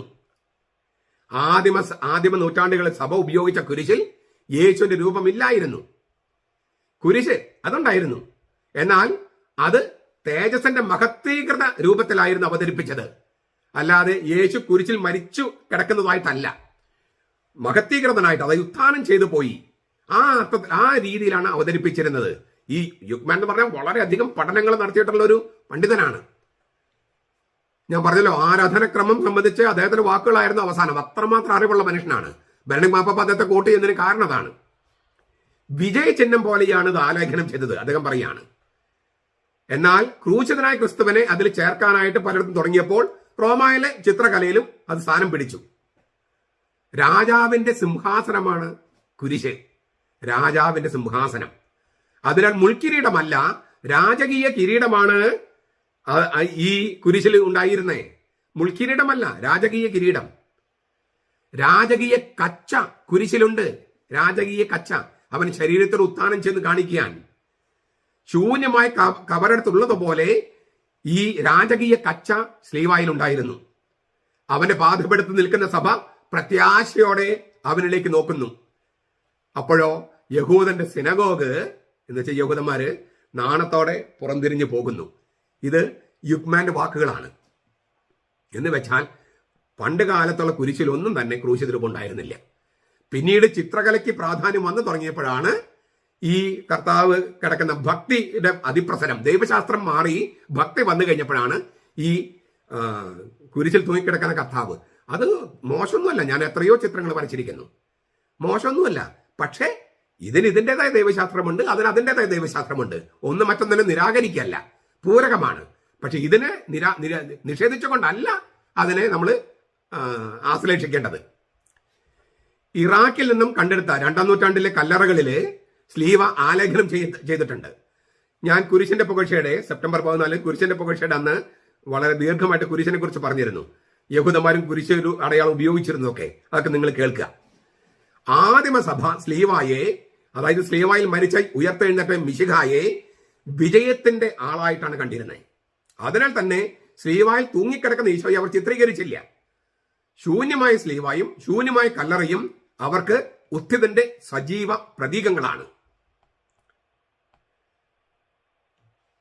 ഇനി ഇതിന്റെ അഗ്രങ്ങളില് ഇവിടെയൊക്കെ ഇല്ലേ ഈ മുകുളങ്ങള് വിരിയാൻ പോകുന്ന മുട്ടുപോലെ.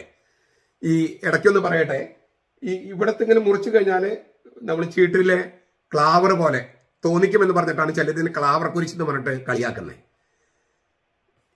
അവര് ക്രിസ്ത്യാനികളാണോ? അവർക്ക് ഇതിനോട് വെറുപ്പുണ്ട് അല്ലെങ്കിൽ എതിർപ്പുണ്ടെങ്കിലും ഇങ്ങനെയൊക്കെ കുരിശിനെ അവമാനിക്കാമോ? കുരിശിന്റെ എതിരാളികളല്ലേ അവര്? ക്ലാവർ കുരിശെന്നൊക്കെ പറഞ്ഞതിനെ അവമാനിക്കാമോ? അവർക്ക് ചരിത്രം അറിയില്ല, ദൈവശാസ്ത്രം അറിയില്ല. കുരിശിനെ അവമാനിക്കുന്നവര് കുരിശിന്റെ ശത്രുക്കളാണ്. കോറിന്തോസ് സഭയ്ക്ക് എഴുതിയ ലേഖനത്തിൽ പൗലോസ് പറഞ്ഞ പോലെ അവർ കുരിശിന്റെ ശത്രുക്കളാണ്. നമുക്കൊരു എതിർപ്പുള്ള ഒരാളോട് പോലും അങ്ങനെയൊന്നും പറയാൻ പാടില്ലല്ലോ. നമുക്ക് ഇഷ്ടമില്ലാത്ത ഒരാളെയും ഇതുപോലെ കളിയാക്കാൻ പാടുണ്ടോ? ക്ലാവർ കുരിശെന്ന് പറഞ്ഞ് കളിയാക്കുന്നത് ഈ ഇത്രയും ഭാഗം മാത്രം കണ്ടുകൊണ്ടാണ്. അത് ചെയ്യുന്നത് ശരിയല്ലെന്നാണ് എൻ്റെ അഭിപ്രായം. ഇതിങ്ങനെ മൊട്ടുകളാണ് അഗ്രങ്ങളിൽ. ഞാൻ നേരത്തെ പറഞ്ഞു, വെളിപാട് പുസ്തകം 22-ാം അധ്യായം 1-2 വാക്യങ്ങള്. ദൈവത്തിന്റെ ഈ കുഞ്ഞാടിന് സിംഹാസനം, അതിന് തൊട്ട് താഴെ തൊട്ട് താഴെന്ന് ജീവജലത്തിന്റെ അരുവി, അതിന്റെ ഇരു കരകളിലും ജീവവൃക്ഷം, അതിന്റെ 12 മാസം അത് കായ്ക്കുന്നു ഫലങ്ങള്. അതിന്റെ ഇലകള് ജനതകളുടെ രോഗശാന്തിക്ക് വേണ്ടിയുള്ളതാണ്. 12 മാസവും ഫലം തരുന്ന ജീവവൃക്ഷം, ആ ഫലം തരുന്ന മുകുളങ്ങളായിട്ടാണ് ഇത് അവതരിപ്പിച്ചിരിക്കുന്നത്. ഫലങ്ങള്. അപ്പോ ജീവന്റെ വൃക്ഷം എന്നുള്ളതിന് കുറച്ചുകൂടി അർത്ഥം വരികയാണ്. കുരിശ് ജീവന്റെ വൃക്ഷം നമ്മൾ കണ്ടു കഴിഞ്ഞു, അതിനുപയോഗിച്ച വാക്കുകളും കണ്ടു കഴിഞ്ഞു. അപ്പോൾ ഈ ജീവിക്കുന്ന തടിയാണ്, ജീവിക്കുന്ന സ്ലീവയാണ്, ജീവിക്കുന്ന വൃക്ഷമാണ്, ജീവവൃക്ഷമാണ് ഈ യേശുക്രിസ്തു എന്ന ആ സത്യം കുറച്ചുകൂടി ഇങ്ങനെ ആവിഷ്കരിച്ചിരിക്കുകയാണ് ഈ മുകുളങ്ങള് ഇല്ലേ. ജീവിക്കുന്ന വചനം, ജീവിക്കുന്ന സ്ലീവ, ആ അർത്ഥമാണ് കൊടുക്കുന്നത്. അപ്പൊ ചത്തൊരു തടിയല്ല സ്ലീവ, ജീവിക്കുന്ന യേശുവാണ്. അവൻ ഫലം ചൂടുന്നു 12 മാസവും. അവന്റെ ഇലകള്, അതിന്റെ ഇലകള്, ജീവവൃക്ഷത്തിന്റെ ഇലകള് ജനതകളുടെ രോഗശാന്തിക്കുള്ളതാണ്. വെളിപാട് പുസ്തകം ഞാൻ പറയണേ, ബൈബിളിലുള്ളതാണ്. അത് അക്ഷരങ്ങളിൽ എഴുതി വെച്ചിരിക്കുന്ന കാര്യം ചിത്രത്തിലൂടെ അവതരിപ്പിച്ചിരിക്കുകയാണ്. ഇത് അക്ഷരങ്ങൾ വിഗ്രഹങ്ങൾ അല്ലെങ്കിൽ ചിത്രവും വിഗ്രഹമല്ല. കാർബണും പേപ്പറുമാണ് ഈ അക്ഷരങ്ങൾ. അത് വിഗ്രഹമായിട്ട് കണക്കാക്കുന്നില്ല ഈ കത്തോലിക് സഭയിൽ നിന്ന് വിട്ടുപോയവര്. പിന്നെ ഇതെങ്ങനെ വിഗ്രഹമാകണേ? അതില് ഇല്ലേ അക്ഷരങ്ങളുണ്ട്. ഇവിടെ പെയിന്റ്, അവിടെ കാർബൺ, ഇവിടെ പെയിന്റ്, അത്ര വ്യത്യാസമേ ഉള്ളൂ. ചിത്രകല, ചിത്രമെഴുത്ത് എന്നാണ് പറയുക. ചിത്രമെഴുത്ത്. പണ്ട് ഈ ചൈനീസ് ഭാഷ ശ്രദ്ധിച്ചിട്ടുണ്ടോ? ചിത്രങ്ങളാണ്. നമ്മളെ പോലെ ആ ഈ എന്നുള്ള അക്ഷരങ്ങളല്ല, ചിത്രങ്ങളാണ്. ഓരോ അക്ഷരവും ചിത്രമാണ്. ക്യുണൈഫം എന്ന് പറഞ്ഞ ചിത്രമാണ്. ചിത്രത്തിൽ നിന്നാണ് അക്ഷരങ്ങൾ ഉണ്ടായത്. അപ്പൊ ചിത്രമാണ് അക്ഷരമാല. അപ്പം അക്ഷരങ്ങൾ വിഗ്രഹമല്ലെങ്കിൽ ചിത്രകലയും വിഗ്രഹമല്ല.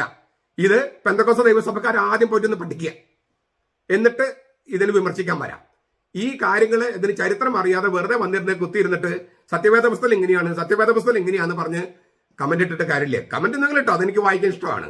നിങ്ങൾ എന്താ ചിന്തിക്കുന്ന അറിയാൻ എനിക്ക് ഇഷ്ടമാണ്. ഞാൻ അതിനെ കുറ്റപ്പെടുത്തല്ല, പക്ഷെ വിവരം വേണം കുറച്ചൊക്കെ. അതിനുവേണ്ടി പറയുന്നതാണ്, പഠിക്കണമെന്ന് പറയാണ്. മാത്രമല്ല കത്തോലിക്ക സഭയ്ക്ക് തിരിച്ചു വരികയും വേണം. നമുക്ക് ഒരുമിച്ച് പ്രവർത്തിക്കാം, അതല്ലേ വേണ്ടത്. ഇനിയുള്ളത് വളരെ പ്രധാനപ്പെട്ട ഒരു ചിഹ്നമാണ്. ഞാൻ നേരത്തെ പറഞ്ഞു, ശൂന്യമായ കല്ലറ വെറുതെ ശൂന്യമാകുകയല്ലോ ചെയ്തത്, അവൻ ഉയർത്തെഴുന്നേൽക്കുകയാണ്. അപ്പോഴേ ശൂന്യമായത്. അതെങ്ങനെയാണ് ഉയർത്തെഴുന്നേറ്റത്? അതിന് ബൈബിളിൽ 2 തരത്തിലുള്ള വാക്കുകൾ ഉപയോഗിച്ചിട്ടുണ്ട്. എഗെയ്റോ എന്ന വാക്കുണ്ട്, അനസ്താസ് എന്ന വാക്കുണ്ട്. യേശുവിന്റെ ഉത്ഥാനം സൂചിപ്പിക്കാൻ കുറെ തിരുവചനങ്ങൾ പറഞ്ഞത് യേശു ഉയർത്തെഴുന്നേറ്റു എന്നാണ്, ഹീറോസ് ഫ്രം ദ ഡെഡ്. പക്ഷെ വലിയൊരു വിഭാഗം തിരുവചനങ്ങൾ പറയുന്നത് ഹി വാസ് റേസ്ഡ് എന്നാണ്. ഹി വാസ് റേസ്ഡ്, അവൻ ഉയർപ്പിക്കപ്പെട്ടു. വേറെ ആരോ ഉയർപ്പിച്ചെന്നാണ്. അവൻ ഉയർപ്പിക്കപ്പെട്ടു. He was raised, he was raised. He rose from the dead എന്നല്ല, ഹി വാസ് റേസ്ഡ്. വേറെ ആരോ ഉയർപ്പിച്ചെന്നാണ്. ആരാണ് ഉയർപ്പിച്ചത്? ആരാണ് ഉയർപ്പിച്ചത്?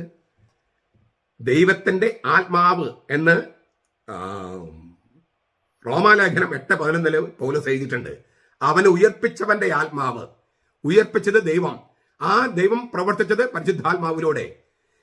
യേശു ജനിച്ചതും പരിശുദ്ധാത്മാവിന്റെ ശക്തിയിലൂടെയാണ്. യേശു ഉയർപ്പിക്കപ്പെടുന്നതും പരിശുദ്ധാത്മാവിന്റെ ശക്തിയിലൂടെയാണ്.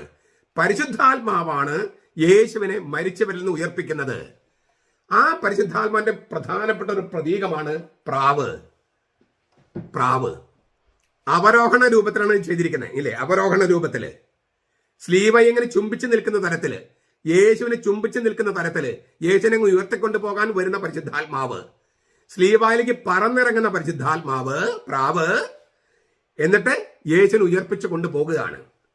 മർക്കോസിന്റെ സുവിശേഷം 1:10 വളരെ മനോഹരമായ ഒരു സംഗതിയുണ്ട്.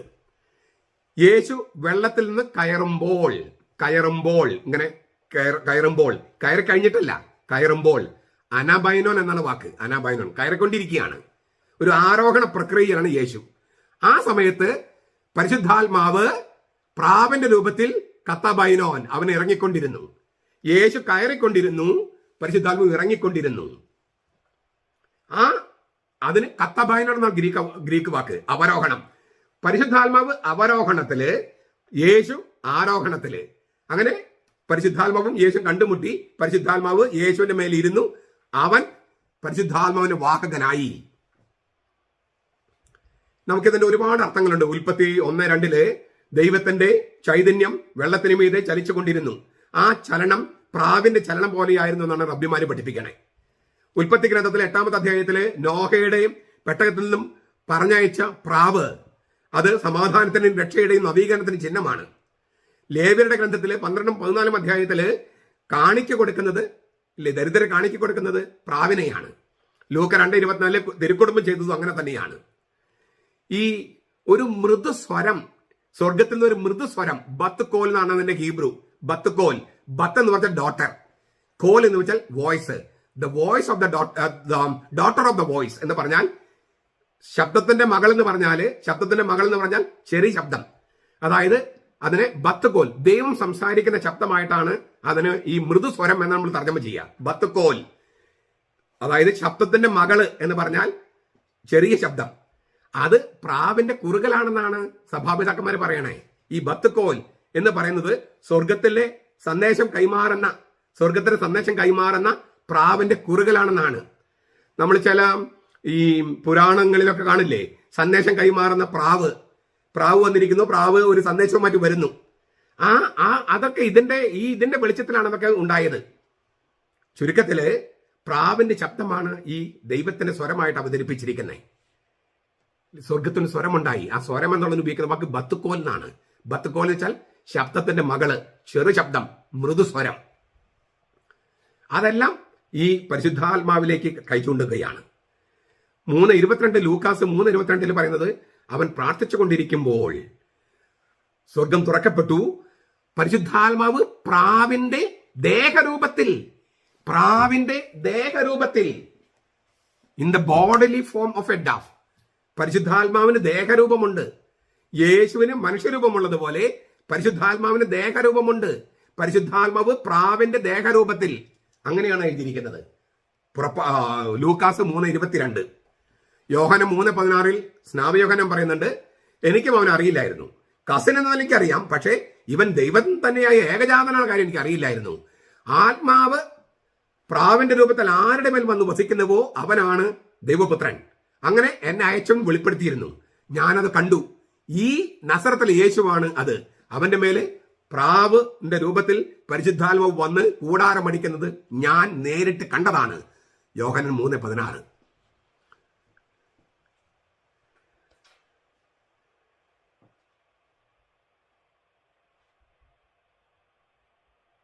ഈ ആത്മാവ് യേശുവിൽ വസിക്കുന്നത്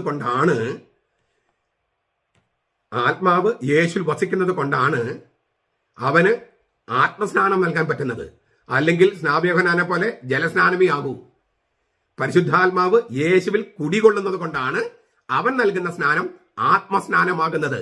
അല്ലെങ്കിൽ സ്നാപകനെ പോലെ വെറും ജലസ്നാനമായി മാറിയാനെ. ഈ ആത്മസ്നാനം എപ്പോഴാണ് നടക്കുന്നത്? യേശു പറയുന്നത് എന്താണ്? എനിക്ക് ഒരു മാമോദിസ കൂടി മുങ്ങാനുണ്ട്. ലൂക്കായുടെ സുവിശേഷം 12:50 പറയാണ്, എനിക്കൊരു മാമോദിസ മുങ്ങാനുണ്ട്, അത് പൂർത്തിയാകുന്നു പറഞ്ഞ് ഞാൻ അസ്വസ്ഥനാണ്. ആ മാമോദിസ ഏതാണ്? കാൽവരി, കുരിശ്. ആ കുരിശിൽ വെച്ചാണ് അവൻ മരിച്ചപ്പോഴാണ് അവൻ ആത്മസ്നാനത്തിനുള്ള ജീവജലം നൽകിയത്. ആത്മസ്നാനത്തിന് വേണ്ടിയുള്ള ജീവജലം നൽകിയത് യേശു പാർശ്വം പിളർന്നിട്ടാണ്. അപ്പൊ യോർദാനിലെ ജലസ്നാനത്തിൽ നിന്ന് കാൽവരിയിലെ ജീവജലത്തിലേക്കുള്ള ഒരു യാത്രയുണ്ട്. ജലസ്നാനത്തിൽ നിന്നും ആത്മസ്നാനത്തിലേക്കുള്ള യാത്ര. ഈ യാത്രയിൽ അങ്ങനെ കുരിശിൽ മരിക്കുമ്പോഴാണ് പ്രാവിനെ നൽകാൻ, അതായത് ജീവജലമായ പരിശുദ്ധാത്മാവിനെ നൽകാൻ യേശു നൽകുന്ന അപ്പോഴാണ്. ചുരുക്കത്തിൽ യോർദാനിലെ ജലസ്നാനത്തിന് യഥാർത്ഥ അർത്ഥം വരുന്നത് കാൽവരിയില് ഗാഗുൽത്തായില് അവന് പാർശ്വം പിളർന്ന് ജീവജലമായിട്ട് പരിശുദ്ധാത്മാവിനെ ദേഹരൂപത്തിൽ അവന്റെ മേൽ വന്ന പരിശുദ്ധാത്മാവിനെ സഭയ്ക്ക് നൽകിയപ്പോഴാണ്. ചുരുക്കത്തിൽ മാമോദീസായിലെ റൂഹായെ സ്ലീവായുടെ റൂഹായായി യേശു അവതരിപ്പിക്കുകയാണ്. മാമോദീസായിലെ റൂഹായെ, പ്രാവിനെ സ്ലീവായുടെ റൂഹയായിട്ട് അവതരിപ്പിക്കുകയാണ്. അപ്പോൾ സ്ലീവ വെറും ഉപകരണമല്ലല്ലോ, ഉത്ഥാനത്തിന്റെ സജീവ ചിഹ്നമല്ലേ? ഉത്ഥാനത്തിന്റെ സജീവ ചിഹ്നമാണ്. ഇനിയും ഇതുമായിട്ട് ബന്ധപ്പെട്ട ഒരുപാട് സംഗതികളുണ്ട്. ഈ യേശു വെളിപാട് ഗ്രന്ഥത്തില് ദൈവത്തെ ആൽഫയും ഒമേഗയുമായിട്ട് അവതരിപ്പിക്കുന്നുണ്ട്. ഞാൻ ആൽഫയാണ് ഒമേഗയാണ്. യേശുവിനെയും ഞാൻ ആൽഫയാണ് ഒമേഗയാണ് എന്ന് അവതരിപ്പിക്കുന്നുണ്ട്. ഈ ആൽഫ ഒമേഗ അത് കൂട്ടിച്ചേർത്താല് ഈ ആൽഫ ആദ്യത്തെ അക്ഷരമാണ്. അക്ഷരങ്ങൾക്ക് സാംഖ്യിക മൂല്യമുണ്ട്. ഒന്നാമത്തെ അക്ഷരത്തിന് 1 എന്നാണ് അർത്ഥം. 1 ഒരു മൂല്യം 1. അവസാനത്തെ അക്ഷരമാണ് ഒമേഗ. ഞാൻ ആദിയും അന്തവുമാണ്. ഞാൻ ആൽഫയും ഒമേഗയുമാണ്. ആദ്യം ആൽഫയ്ക്ക് 1 മൂല്യം, ഒമേഗയ്ക്ക് 800 മൂല്യം. അപ്പൊ ഞാൻ ആൽഫയും ഒമേഗയുമാണെന്ന് പറഞ്ഞാൽ ഞാൻ 801. അതാണ് സാംഖ്യിക മൂല്യം. അപ്പോൾ ലോഗോസ് എന്ന ദൈവം യേശു ആൽഫയും ഒമേഗയുമായതിനാൽ അവന്റെ സാംഖ്യിക മൂല്യം 801. ഗ്രീക്ക് ഭാഷയില് പ്രാവ് എന്നുള്ള വാക്ക് എന്താണ്? പെരിസ്റ്റെറ എന്നാണ്. പെരിസ്റ്റെറ. അതിലത്തെ ഓരോ അക്ഷരത്തിനും മൂല്യമുണ്ട്. ഇതുപോലെ ആദ്യത്തെ അക്ഷരം പി, ഗ്രീക്കിൽ പി, നമ്മൾ പൈ എന്ന് പഠിച്ചിട്ടില്ലേ കണക്കില്? ആ പി അത് 80 അതിന്റെ മൂല്യം. PE പെരിസ്റ്റെറ എന്നുള്ളത് PE, ഈ 5ാമത്തെ അക്ഷരമാണ്, 5 അതിന്റെ മൂല്യം. 6 പെരി എന്നുള്ളത് PER 100 അതിന്റെ മൂല്യം. പിന്നെ പെരി RI 10ാമത്തെ അക്ഷരമാണ്, 10 മൂല്യം.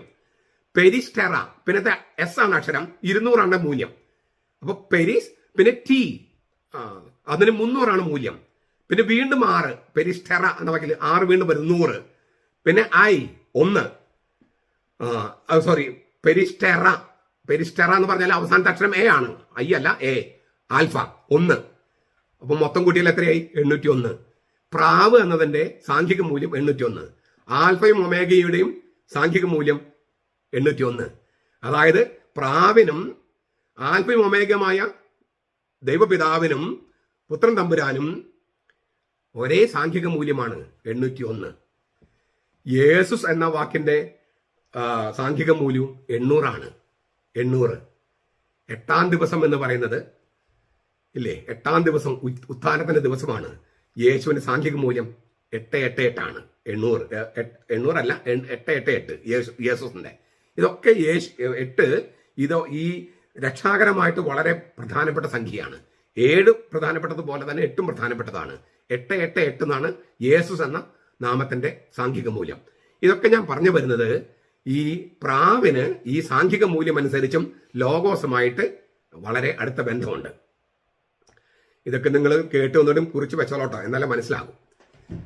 ഈ പരിശുദ്ധാത്മാവ് ഇങ്ങനെ പറഞ്ഞ ഈ തൃത്വത്തിലെ 3ാമത്തെ ആളായ പരിശുദ്ധാത്മാവ്, സാംഖിക മൂല്യം 801 പരിശുദ്ധാത്മാവ്, ആൽഫയും ഒമേഗയുമായ ദൈവം തമ്പുരാന്റെയും പുത്രൻ തമ്പുരാന്റെയും അതേ സാംഖിക മൂല്യമുള്ള പരിശുദ്ധാത്മാവ്, ആ പരിശുദ്ധാത്മാവ് ഇറങ്ങി വന്ന് യേശുവിനെ ഉയർപ്പിച്ചു.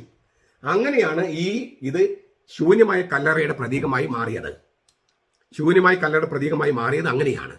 അതുകൊണ്ട് തന്നെ ഈ കുരിശില് നമ്മൾ ഊറാല അണിയിക്കുമ്പോൾ ആ കല്ലറയില് യേശു ഉപേക്ഷിച്ചിട്ട് പോയ ആ കച്ചയാണ് സൂചിപ്പിക്കുന്നത്.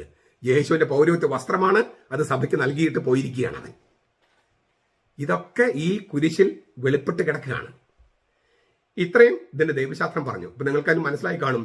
അതിൽ പരിശുദ്ധ തൃത്വമുണ്ട്, പിതാവുണ്ട്, പുത്രനുണ്ട്, പരിശുദ്ധാത്മാവുണ്ട്, സഭയുണ്ട്, രക്ഷാകര മരണമുണ്ട്, ഉത്ഥാനമുണ്ട്, നിത്യജീവനുണ്ട്, ജീവന്റെ വൃക്ഷമുണ്ട്, ജീവജലത്തിന്റെ അരുവിയുണ്ട്. ബൈബിളിൽ ഏത് പ്രമേയമാണ് ഈ കുരിശിനകത്ത് ഇല്ലാത്തത്? ഇനി നമുക്ക് ഇതിന്റെ ചരിത്രത്തിൽ, ഇപ്പൊ ദൈവശാസ്ത്രം കഴിഞ്ഞു, ചരിത്രത്തിലേക്ക് പോകാം. മൈലാപ്പൂരിലെ പെരിയ മലയിൽ ഒരു പള്ളി പണിയാൻ തീരുമാനിച്ചു ആര്? പോർച്ചുഗീസുകാര്. 1547 മാർച്ച് 22-ാം തീയതിയാണ് പണി ആരംഭിച്ചത്.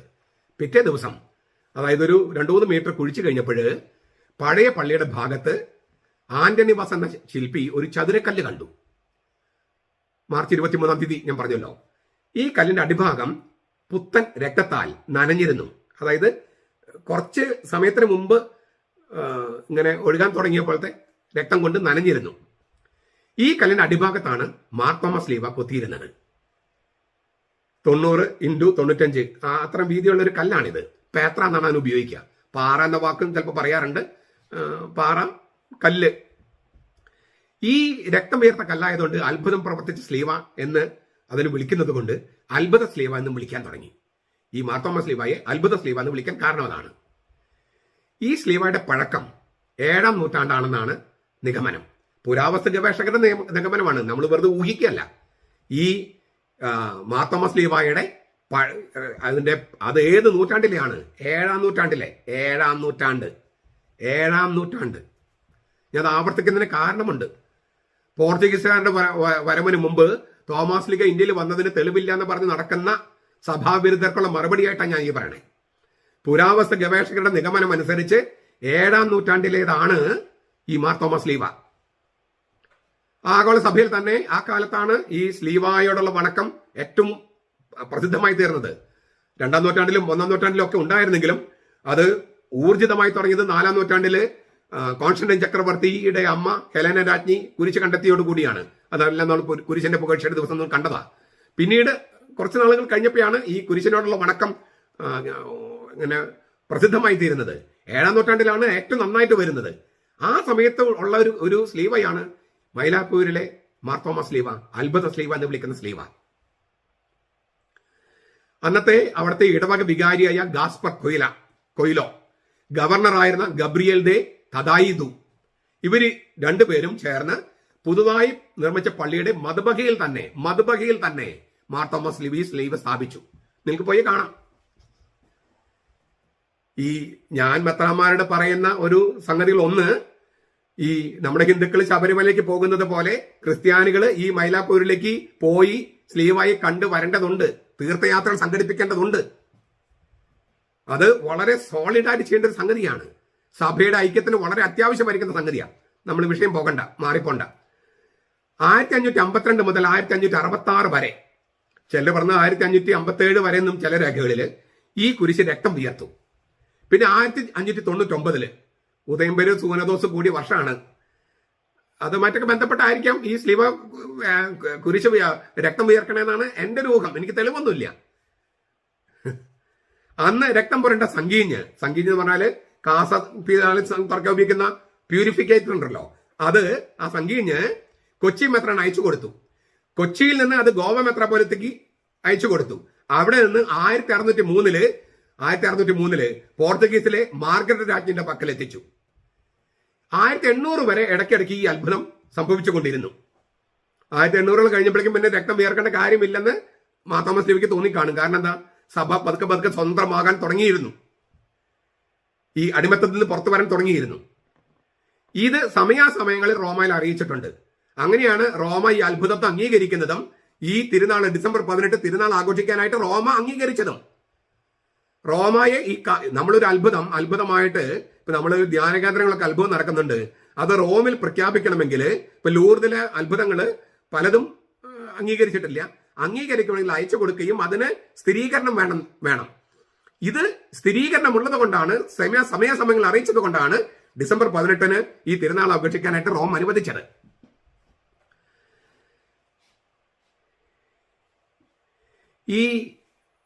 ഇതിന്റെ ഒരു വശത്ത്, ഈ സ്ലീവയുടെ ഒരു വശത്ത് പാലവി എന്ന് പറയും, പഹലവി ഭാഷയിലെ എന്തോ ആലേഖനം ചെയ്തിട്ടുണ്ട്. അത് നമ്മൾ കുറച്ച് കഴിഞ്ഞിട്ട് അതിന്റെ ആലേഖനം എന്താണ്, ഈ പഹലവി ഭാഷയിൽ എന്താണ് ആലേഖനം ചെയ്തിരിക്കുന്നതെന്ന് നമുക്ക് നോക്കാം. ഏകദേശം ഗലാത്യ ലേഖനത്തിൽ 6:14 ഒരു സന്ദേശമാണ് അതിനകത്തുള്ളത്. ശരിക്കും ഗലാത്യ ലേഖനം 6:14 അതാണ് അതിന്റെ സന്ദേശം. പക്ഷെ നമുക്ക് അതിന്റെ വിശദമായിട്ട് കുറച്ച് കഴിഞ്ഞിട്ട് കാണാം. ആദ്യം ഈ പോർച്ചുഗീസുകാർക്ക് കുരിശ് കിട്ടിയപ്പോൾ അതിന് അംഗീകരിക്കാൻ ആദ്യം വിസമ്മതമായിരുന്നു. അവർക്ക് പരിചയമില്ലാത്തൊരു കുരിശ്, ഇത് പാഷാണ്ഡതയാണോ എന്നൊക്കെ അവർക്ക് സംശയം ഉണ്ടായിരുന്നു. ഈ രക്തം വിയർക്കാൻ തുടങ്ങിയപ്പോഴാണ്, അത് അത്ഭുതം പല പ്രാവശ്യം ആവർത്തിച്ചപ്പോഴാണ് അത് അവർക്ക് ബോധ്യം വന്നത്. അപ്പോൾ അവരെ ബോധ്യപ്പെടുത്താൻ വേണ്ടി കൂടിയായിരിക്കും ഈ അത്ഭുതം പ്രവർത്തിച്ചത് എന്നാണ് ഞാൻ വിശ്വസിക്കുന്നത്. ബോധ്യപ്പെട്ട് കഴിഞ്ഞു, സഭ അംഗീകരിച്ചു കഴിഞ്ഞപ്പോൾ പിന്നെ രക്തം വിയർക്കേണ്ട കാര്യമില്ല, അത്ഭുതം ചെയ്യേണ്ട കാര്യമില്ല എന്നാണ് എൻ്റെ ഒരു നിഗമനം. 1653 കൂനൻകുരിശ് സത്യത്തോടു കൂടി സുറിയാനി സഭ പിളർന്നല്ലോ. ആ പിളർന്ന് കത്തോലിക്ക സഭയിൽ നിന്ന് വിട്ടുപോയ, അവരാണ് പാരമ്പര്യങ്ങളെ കുറച്ചുകൂടി നല്ല രീതിയിൽ സംരക്ഷിക്കുന്നത്. ആ വിട്ടുപോയ സഭകളൊക്കെ, അതായത് ഇപ്പോഴത്തെ ഇന്ത്യയിലെ ലോകത്ത് തന്നെ പൗരസ്ത്യ ഓർത്തഡോക്സ് സഭകളും യാക്കോബായ സഭകളും ഒക്കെ ഈ ഡിസംബർ 18 മാർത്തോമാ സ്ലീവായുടെ അത്ഭുത സ്ലീവായുടെ തിരുനാൾ ആഘോഷിക്കുന്നുണ്ട്. 1734 മുളന്തുരുത്തിയിൽ വെച്ചുണ്ടാക്കിയ കലണ്ടറിൽ മൈലാപ്പൂരിലെ സ്ലീവായുടെ തിരുനാള് ഡിസംബർ 18 എന്ന് രേഖപ്പെടുത്തിയിട്ടുണ്ട്. 1734 ഇത് ഈ അടുത്ത കാലത്ത് പൗവത്ത് പിതാവും പിന്നെ കൂടപ്പുഴച്ചനും മനോരമ റംലച്ചനും കൂടി ഉണ്ടാക്കിയതാണ് മാർത്തോമാ സ്ലീവ എന്നൊന്നും പറയരുത്. ഞാൻ ഈ വർഷങ്ങൾ പറയുന്നത് അത്രയും അതിന്റെ ആധികാരികതയും പൗരാണികതയും സൂചിപ്പിക്കാൻ വേണ്ടിയാണ്. 1844 പ്രസിദ്ധീകരിച്ച ഭാരത സുറിയാനി തക്സയില്, ഇപ്പം നമ്മൾ സീറോ മലബാർ എന്ന് പറയും, ഭാരത സുറിയാനി തക്സയില് അപ്പസ്തോലായ മാർത്തോമാ സ്ലീവായുടെ കല്ലിന്റെ അത്ഭുതം എന്ന് ചേർത്തിട്ടുണ്ട്. പേത്രാന്ന് ബ്രാക്കറ്റില് അപ്പസ്തോലായ മാർത്തോമാ സ്ലീവായുടെ കല്ലിന്റെ അത്ഭുതം, പേത്രായുടെ മാർത്തോമാ സ്ലീവായുടെ അത്ഭുതം എന്ന് ചേർത്തിട്ടുണ്ട് 1844. 1959 പൗരസ്ത്യ സ്ഥിരസംഘം, റോമായിലെ പൗരസ്ത്യ സ്ഥിരസംഘം വൈദികരുടെ കാപ്പയുടെ പുറകില് മാർത്തോമാ സ്ലീവ തയ്ച്ചു പിടിപ്പിക്കണമെന്ന് നിർദ്ദേശിച്ചിരുന്നു 1959. 1960 പരിശുദ്ധ സിംഹാസനം പ്രസാദനം ചെയ്ത സുപ്ലമെന്തും മിസ്റ്റോരിയോനും എന്ന ഗ്രന്ഥത്തില് ഡിസംബർ 18 തീയതിയിലെ മാർത്തോമാ സ്ലീവായുടെ അത്ഭുത സ്ലീവായുടെ തിരുനാളിനുള്ള പ്രാർത്ഥനകൾ രേഖപ്പെടുത്തിയിട്ടുണ്ട് 1960. 1962 ആരാധനക്രമം പുനരുദ്ധരിച്ച് പ്രസാദനം ചെയ്തപ്പോൾ മാർത്തോമാ സ്ലീവായുടെ ചിത്രം അതിൽ മുദ്രണം ചെയ്തിരുന്നു. 1986 ജോൺ പോൾ രണ്ടാമൻ മാർപ്പാപ്പ കോട്ടയത്ത് ദിവ്യബലി അർപ്പിച്ചപ്പോൾ ഈ മാർത്തോമാ സ്ലീവയുള്ള കാപ്പയിട്ടിട്ടാണ് അർപ്പിച്ചത്. ഞാൻ അതിന് ദൃക്സാക്ഷിയാണ്. ഈ 1986 ജോൺ പോൾ രണ്ടാമൻ മാർപ്പാപ്പ ഇന്ത്യ വന്നപ്പോൾ ഫെബ്രുവരി 5 തീയതി മൈലാപ്പൂരിലെ കബറിടവും ഈ പെരിയമലയിലെ മാർത്തോമാ സ്ലീവായും ഒക്കെ സന്ദർശിച്ച് പ്രാർത്ഥിച്ചിട്ടുണ്ട്. 1972 ഇന്ത്യ ഗവൺമെന്റ് തോമസ് ലീഗയുടെ രക്തസാക്ഷ്യത്തിന്റെ 19ാം ചരമശതാബ്ദി അത് ആഘോഷിച്ചുകൊണ്ട് അനുസ്മരിച്ചുകൊണ്ട് ഒരു സ്റ്റാമ്പ് പുറത്തിറക്കിയിരുന്നു. ആ സ്റ്റാമ്പിൽ മുദ്രണം ചെയ്തിരിക്കുന്നത് മാർത്തോമാ സ്ലീവയാണ് 1972. 16ാം നൂറ്റാണ്ട് വരെ ഭാരത ക്രൈസ്തവ ദേവാലയങ്ങളിൽ സ്ലീവയൊഴികെ മറ്റു രൂപങ്ങൾ ഒന്നും തന്നെ ഉണ്ടായിരുന്നില്ലെന്ന് ധാരാളം തെളിവുകളുണ്ട്. ഇഷ്ടംപോലെ ഈ പോർച്ചുഗീസുകാർ തന്നെ എഴുതി വെച്ചിട്ടുണ്ട്. അതായത് 16-ാം നൂറ്റാണ്ട് വരെ നമ്മുടെ പള്ളികളിൽ മാർ തോമസ് ലീവ് മാത്രം ഉണ്ടായിരുന്നുള്ളൂ, അല്ലാതെ വേറെ തിരുസ്വരൂപങ്ങൾ ഒന്നും തന്നെ നമ്മൾ സൂക്ഷിച്ചിരുന്നില്ല. ഇനി തിരുനാൾ ദിവസം തന്നെ ഉണ്ടെങ്കിൽ തന്നെ ഐക്കണുകളാണ് ഉപയോഗിച്ചിരുന്നത്. മറിയത്തിനൊക്കെ ഐക്കണുകളെ കുറിച്ച് ഞാൻ പല പ്രാവശ്യം പറഞ്ഞിട്ടുണ്ട്. നമുക്ക് നടപ്പുള്ള പൊൻകുരിശ് വെള്ളിക്കുരിശൊക്കെ ഇല്ലേ പള്ളിയിലെ പ്രദക്ഷിണത്തിനൊക്കെ, അതിലൊക്കെ ഏകദേശം ഈ രൂപമല്ലേ, ഈ തൂക്കപ്പെട്ട കർത്താവിന്റെ രൂപമല്ലല്ലോ, ഈ മാർ തോമസ് ലീവായുടെ രൂപമല്ലേ പൊൻകുരിശിലും വെള്ളിക്കുരിശിലൊക്കെ ഉപയോഗിക്കുന്നത്. നമ്മൾ ഈ സുറിയാനി കത്തോലിക്കരുടെ വീടുകളിലെല്ലാം മൃതസംസ്കാരത്തിന് അത്തരം കുരിശിനെ കൊണ്ടുവരിക. ഈ മരിച്ചു കിടക്കുന്ന ആൾ ഉത്ഥാനം ചെയ്യുമെന്നുള്ളൊരു പ്രതീക്ഷയാണത്. അവിടെ തൂങ്ങപ്പെട്ട കുരിശിലെ ഇതല്ല കിടക്കേണ്ടത്. കാരണം നമുക്ക് മരണം എന്ന് പറയുന്നത് അന്ത്യമല്ല, രൂപാന്തരമാണ്. ഈ ലോകത്തിൽ നിന്നും അടുത്ത ലോകത്തിലേക്ക് നമ്മൾ ചുവട് വെക്കുകയാണ്. അതൊരു ജനനമാണ്. മരണത്തെ നമ്മൾ കാണുന്നത് ജനനമായിട്ടാണ്. സങ്കടമൊക്കെ ഉണ്ട്. അതുപോലെ കുഞ്ഞിന്റെ ജനനത്തിലും സങ്കടമുണ്ട്, കുഞ്ഞിനും സങ്കടമുണ്ട്, അത് കരയണു, മറ്റുള്ളവരും കരയണു. സന്തോഷമുണ്ട്, സങ്കടമുണ്ട്, ടെൻഷനുണ്ട്. അപ്പൊ അങ്ങനെ അതെല്ലാം ചേർന്നാണ് മനുഷ്യ ജീവിതം. ഓരോ രഹസ്യത്തിലും രണ്ടും ഉണ്ട്, സന്തോഷവും ഉണ്ട്, ദുഃഖവും ഉണ്ട്. അങ്ങനെയാണ് ചേർത്ത് വെച്ചിരിക്കുന്നത്. ചുരുക്കത്തില് ഈ പൊൻകുരിശ് വെള്ളിക്കുരിശ് അതെല്ലാം ഈ മാർ തോമസ് ലീവായുടെ ആ പ്രതീകം അല്ലേ പലതരത്തിൽ അവതരിപ്പിച്ചിരിക്കുകയാണ്. പണ്ട് സ്ലീവായുടെ ഉപയോഗം 3 തരത്തിലുണ്ടായിരുന്നേ. ഈ പുരുഷന്മാര് കുടുമി ഉണ്ടായിരുന്നല്ലോ, ഈ കുടുമിയിൽ ഒരു ചെറിയ കുരിശ് വെക്കുന്നു പുരുഷന്മാര്. സ്ത്രീകള് അവരുടെ മാലയില് ഈ കുരിശ്, അത് വെള്ളി കൊണ്ടും ഓക്കെ, പുരുഷന്മാര് തടി കൊണ്ടുള്ള കുരിശാണ്, അവർക്ക് സ്വർണം വലിയ താല്പര്യമില്ല, കള്ളാണ് അവർക്ക് താല്പര്യം. തടി കൊണ്ടുള്ള കുരിശാണ് കുടുമയിൽ വെക്കുക. സ്ത്രീകൾക്ക് സ്വർണമാണ് താല്പര്യം, അവര് ഈ കുരിശ് മാലയിൽ കോർത്തിടുന്നു. പിന്നെ പള്ളിയുടെ നേരെ മുമ്പിലായി കുരിശടി, ആ കുരിശടിയിൽ ഉണ്ടായിരുന്നത് മാർ തോമസ് ലീവ കുരിശാണ്. ഈ മാനിക്കായും കുരിശ് എന്ന് പറഞ്ഞിട്ട് കളിയാക്കുന്ന എറണാകുളത്ത് എത്രയോ പള്ളികളിലാണ് ഈ കുരിശടിയിൽ മാർ തോമസ് കുരിശല്ലേ വെച്ചിരിക്കുന്നത്. ഇരിങ്ങാലക്കുട രൂപതയിൽ പല പള്ളികളും പഴയ പള്ളികളൊക്കെ പോയി നിൽക്കാൻ അതിന് മുമ്പിലുള്ളത് മാർ തോമസ് കുരിശന്റെ രൂപത്തിലല്ലേ വെച്ചിരിക്കുന്നത്. അങ്ങനെയല്ലേ കുരിശ് സ്ഥാപിച്ചിരിക്കുന്നത്.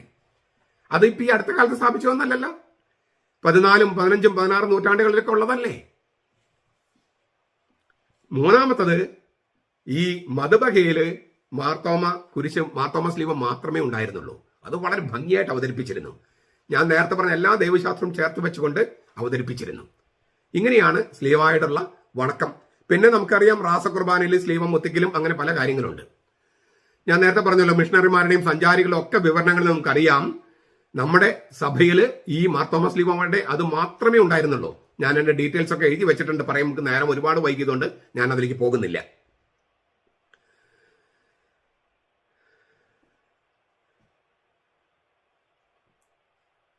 കാശ്മീരിലെ ലഡാക്കിൽ നിന്ന് 8-ാം നൂറ്റാണ്ടിൽ ഉള്ള ഒരു മാർ തോമസ് ലീവ കണ്ടെടുത്തിട്ടുണ്ട്. MST വൈദികരാണ് അത് കണ്ടെടുത്തത്. ഗോവയിലെ ആർക്കിയോളജിക്കൽ സർവേ ഓഫ് ഇന്ത്യ മ്യൂസിയത്തിൽ സൂക്ഷിച്ചിരിക്കുന്ന, അതായത് മാർ തോമസ് ലീവ രക്തസാക്ഷിത്വം വരിച്ച കുന്തത്തിന്റെ മുന സൂക്ഷിച്ചു വെക്കാൻ ഉപയോഗിച്ചിരുന്ന കൽത്തൂണില് സ്ലീവ കൊത്തിവെച്ചിട്ടുണ്ട്. ചങ്ങനാശ്ശേരി മെത്രോപൊളിറ്റൻ പള്ളി അങ്കണത്തിലെ പഴയ പള്ളിയിൽ 14-ാം നൂറ്റാണ്ടിലെ സ്ലീവ കാണാൻ സാധിക്കും. പുരാതന നസ്രാണികളുടെ ഭവനങ്ങളിലും ഇത്തരം സ്ലീവകൾ കാണാം. ചുരുക്കത്തില് ഒരുപാട് പ്രാചീനമായിട്ടുള്ള സംഗതിയാണിത്. സ്വാഭാവികമായിട്ടും നമുക്കൊരു ചോദ്യം ഇവിടെ ഉണ്ടാകാം. എന്താണ് ചോദ്യം? എന്തുകൊണ്ടാണ് പിന്നെ ചിലര് ഇത് മാനിക്കയൻ കുരിശാണ്, പാഷാണ്ഡത പഠിപ്പിക്കുന്ന കുരിശാണ് എന്ന് ആരോപിക്കുന്നത്? ഇതിനെ മാനിക്കയൻ കുരിശ് എന്ന് പറഞ്ഞ് പലരും ആക്ഷേപിക്കുന്നത് എന്തുകൊണ്ട്? ഇതിന് ഉത്തരം ഒരുപാട് പേര് നൽകിയിട്ടുണ്ട്. അതൊന്ന് ക്രോഡീകരിച്ചിട്ട് മണ്ണുറം പറമ്പിലച്ചൻ ഒരു ബുക്ക്ലെറ്റ്, ഒരു ചെറിയ പുസ്തകം പ്രസിദ്ധീകരിച്ചിട്ടുണ്ട്. ഞാൻ അതിലത്തെ ഏതാനും പാരഗ്രാഫുകൾ ഒന്ന് വായിക്കുകയാണ്. അപ്പോൾ വളരെ ശക്തമായ ഒരു തെളിവാകുമല്ലോ. ആദ്യമായി മാർ തോമസ് ലീവായെ മാനിക്കേസുമായി ബന്ധിപ്പിച്ചത് ഒരു പി വി മാത്യു ആണ് 1974. ഈ വളരെ കുറച്ച് കൊല്ലങ്ങൾക്ക് മുമ്പ് അദ്ദേഹത്തിന്റെ പുസ്തകങ്ങളിൽ ക്രൈസ്തവതയെക്കുറിച്ച് മാത്രമല്ല ചരിത്രത്തെക്കുറിച്ചും സംസ്കാരത്തെക്കുറിച്ചുമെല്ലാം വളരെ വിചിത്രമായ ആശയങ്ങളുണ്ട്. അങ്ങാരുടെ ഭാവനയിൽ വിരിഞ്ഞതാണ് ഈ മാർ തോമസ് ലീവ എന്ന് പറയുന്നത് മാനിക്കയൻ കുരിശാണെന്ന്. അദ്ദേഹം ഈ PV മാത്യു അങ്ങനെ 74-ലും 77-ലൊക്കെ ഇങ്ങനെ അവതരിപ്പിച്ചു. ആ ചുവട് പിടിച്ച് PK മാത്യു മറ്റൊരു മാത്യു, PK മാത്യു, ഏറ്റുമാനൂരുള്ള മാത്യു 1991 മെയ് മാസത്തെ അസീസി മാസികയിലൂടെ ഈ മാർത്തോമാ സ്ലീവ മാനിക്കൈൻ കുരിശാണ് എന്നത് പ്രചരിപ്പിക്കാനായിട്ട് ശ്രമിച്ചു. അതിനൊരു കാരണമുണ്ട്. 1988 അതിനൊരു വർഷം മുമ്പ് ഈ അതിരമ്പുഴ പള്ളിയുടെ കാര്യം പറയാൻ പോണേ, അവിടെ ഞാൻ വേദപാഠം പഠിപ്പിച്ചിരുന്നു. 1988 ഏപ്രിൽ മാസം 21 അതിരമ്പുഴ പള്ളിയിലെ മതബഹയിൽ നിന്ന് ക്രൂശിത രൂപം മാറ്റി മാർത്തോമാ സ്ലീവ പ്രതിഷ്ഠിച്ചു. 1963 ക്രൂശിത രൂപം വെച്ചത്. അതൊരു മാർത്തോമാ സ്ലീവയായിരുന്നു. 1963 ഇത് വെച്ചതെന്നുള്ളത് തെളിവൊക്കെ ഉണ്ട്. അപ്പൊ അത് മാറ്റി 1988 കുരിശുരൂപം മാറ്റി മാർത്തോമാ സ്ലീവ നമ്മുടെ പാരമ്പര്യം അനുസരിച്ച് മാർത്തോമാ സ്ലീവ സ്ഥാപിച്ചു. അപ്പൊ അതിനെതിരെ ഒരു മുന്നേറ്റം ഉണ്ടാക്കാൻ വേണ്ടിയാണ് ഈ PK മാത്യു ഇത് മാനിക്കൈൻ കുരിശാണ് എന്നെല്ലാം പറഞ്ഞിട്ട് 1991 അതായത് 88 കുരിശ് സ്ഥാപിച്ചു. അപ്പോ 91 പ്രതികരിക്കുന്നത് ഇല്ലേ? കോട്ടയത്ത് വെച്ച് അടി കിട്ടി എറണാകുളത്ത് വന്നപ്പോഴാണ് വേദനിച്ചെന്നുള്ള മട്ടിലാണ്. അത് 2 കൊല്ലം കഴിഞ്ഞിട്ടാണ്. അപ്പൊ എന്ന് വെച്ചാൽ വളരെ ഗൂഢാലോചന നടത്തിയിട്ടാണ് ഇത് മാനിക്കൈൻ കുരിശാണ് എന്ന തരത്തിൽ അവതരിപ്പിക്കാൻ തുടങ്ങിയത്. ഇത് മാനിക്കൈൻ കുരിശാണ് എന്ന് പറയുന്നവര് ഉന്നയിക്കുന്ന ആരോപണങ്ങൾ നമുക്കൊന്ന് കാണാം.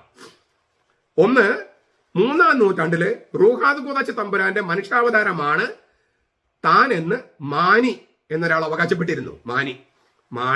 മാനി അയാൾ സ്ഥാപിച്ച മതത്തെയാണ് ഈ മാനിക്കൈൻ മതം എന്ന് പറയണേ. ഈ പുതിയ മതസ്ഥര് തങ്ങളുടെ ദേവാലയങ്ങളിൽ വിശ്വാസികളുടെ വണക്ക വസ്തുവായി പ്രത്യേക പ്രതീകങ്ങളോട് കൂടിയ ഒരുതരം കുരിശ് പ്രതിഷ്ഠിക്കുകയുണ്ടായി. അവർ പറയുന്ന ന്യായമാണ് കേട്ടോ ഞാൻ പറയണേ. ആ കുരിശിന്റെ തനി പകർപ്പാണ് ഈയിടെ മാർത്തോമാ കുരിശ് എന്ന പേരിൽ നമ്മുടെ ദേവാലയ സ്ഥാനം പിടിച്ചിരിക്കുന്ന പേർഷ്യൻ കുരിശ്. അസീസി മാസികയില് മെയ് 1991 PK മാത്യു പേജ് 24. കുരിശിനടിയിലായി കാണിച്ചിരിക്കുന്ന താമരപ്പൂവല്ല, നന്മയുടെ ലോകങ്ങളിലേക്ക് തിന്മയുടെ ആകർഷകത്തെ കടത്തിവിടാതിരിക്കാൻ മാനി നിർമ്മിച്ച സംരക്ഷണ വലയങ്ങളുടെ പ്രതീകമാണ്. ഇതേ പുസ്തകത്തിൽ ഇതേ പേജില്. കുരിശിന്റെ മുകളിൽ പ്രാവ് സാക്ഷാൽ മാനി തന്നെയാണ്, പരിശുദ്ധാത്മാവല്ല. ഇതിനെല്ലാം സാധൂകരിക്കുന്നതാണ് ഇതിന് ചുറ്റുമുള്ള ഈ പാഹ്ലവി ലിഖിതങ്ങളുടെ വ്യാഖ്യാനം. ഈ മാത്യു നൽകുന്ന വ്യാഖ്യാനം ഇതാണ്. ഈ 3 കാരണങ്ങൾ പറഞ്ഞിട്ടാണ് ഇത് മാർത്തോമാ സ്ലീവയല്ല മാനിക്കൈൻ കുരിശാണ് എന്ന് PK മാത്യു ഇങ്ങനെ അവതരിപ്പിക്കാൻ തുടങ്ങിയത്. അത് കേട്ട പാടെ കേൾക്കാത്ത പാടെ കുറെ പേര് അത് ശരിയാണെന്ന മട്ടിൽ അങ്ങ് തുടങ്ങി. ഈ തെക്കൻ ബാബിലോണിയയില് ഇപ്പോഴത്തെ ഇറാഖ് ക്രിസ്തുവർഷം 216 ഏപ്രിൽ 14 ഈ പറഞ്ഞ മാനി ജനിച്ചത്. കുബ്രിക്കസ് എന്നായിരുന്നു അദ്ദേഹത്തിന്റെ ശരിക്കുള്ള പേര്. വെളിപാടുകളെ തുടർന്ന് മാനി എന്ന പേര് സ്വീകരിച്ച് തന്റെ മതസംഹിതർ പ്രചാരണം ആരംഭിച്ചു. സ്വരവാർഷൻ മതത്തിൽ നിന്നും മറ്റും പല എതിർപ്പുകളും നേരിടേണ്ടി വന്നു. ഒരുപാട് യാത്രകൾ നടത്തി. അങ്ങനെയാണ് ഈ മാനിക്കേയൻ. തീർച്ചയായിട്ടും അദ്ദേഹം ക്രിസ്തു മതത്തിൽ നിന്നും ധാരാളം പ്രതീകങ്ങൾ സ്വീകരിച്ചു. പക്ഷേ ക്രിസ്തുമതത്തിന്റെ ഒരു വകുപ്പോ ഇപ്പൊ നമ്മുടെ ഈ പെന്തക്കോസ്തകാര് യഹോവ സാക്ഷികൾ എന്ന് പറയുന്നത് പോലെയുള്ള ഒരു പാട്ടാണ്ട വിഭാഗം പോലും ആയിരുന്നില്ല മാനിക്കേയൻ. ചില പ്രതീകങ്ങൾ ഉപയോഗിച്ചു എന്നല്ലാതെ അതൊരു പുതിയ മതമായിരുന്നു. പുതിയ മതം. ആ പുതിയ മതം അനുസരിച്ച് മാനിയാണ് പാരക്ലേത്ത. ഇപ്പൊ ചില മുസ്ലിം സഹോദരന്മാര് മുഹമ്മദാണ് പാരക്ലേത്ത എന്ന് പറഞ്ഞ് നടക്കുന്നില്ലേ? അതുപോലെ മാനി പറഞ്ഞു മാനിയാണ് പാരക്ലേത്ത. ആ പാരക്ലേത്തയുടെ അവതാരമാണ് ഞാൻ എന്നുള്ളതാണ് മാനിയുടെ മതം. അത് ഒരു പുതിയ മതമാണ്. ക്രിസ്തുമതത്തിന്റെ ഒരു ഉപവിഭാഗം പോലുമല്ല, ഒരു പാഷാണ്ഡ വിഭാഗം പോലുമല്ല, അത് ഒരു സെക്ട് പോലുമല്ല, ഒരു പുതിയ മതമാണ്. നിങ്ങൾക്ക് ഇതേക്കുറിച്ച് എൻസൈക്ലോപീഡിയ ബ്രിട്ടാനിക്കൊക്കെ വായിച്ചു നോക്കാം. ഗ്നോസ്റ്റിസിസം എന്ന് പറയുന്ന ജ്ഞാനവാദത്തിന്റെ ചുവട് പിടിച്ചിട്ടുള്ള ഒരു പുതിയ മതമാണ്. പക്ഷെ ചിഹ്നങ്ങൾ പലതും ഇപ്പം ഇസ്ലാമില് പല ക്രിസ്തീയ ചിഹ്നങ്ങൾ ഉപയോഗിച്ചിട്ടുണ്ട്. അതുപോലെ മാനിയും ചില ചിഹ്നങ്ങളൊക്കെ ഉപയോഗിച്ചിട്ടുണ്ട്.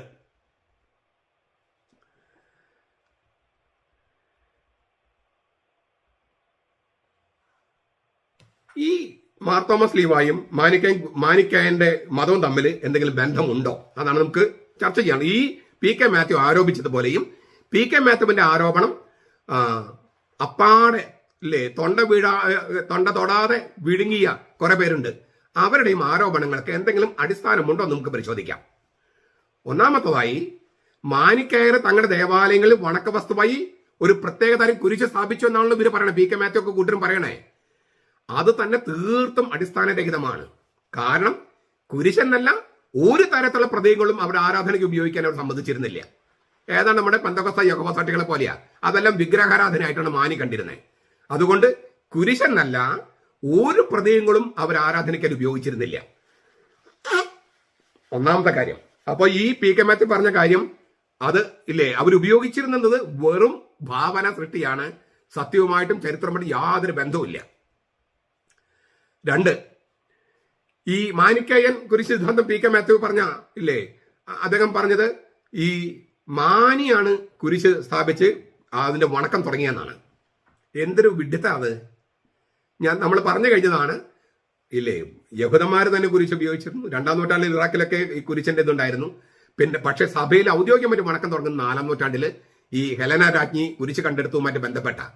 അതുകൊണ്ട് തന്നെ ഈ പി കെ മാത്യു പറയുന്ന കാര്യങ്ങൾക്ക് യാതൊരു ചരിത്രപരമായ അടിസ്ഥാനമില്ല.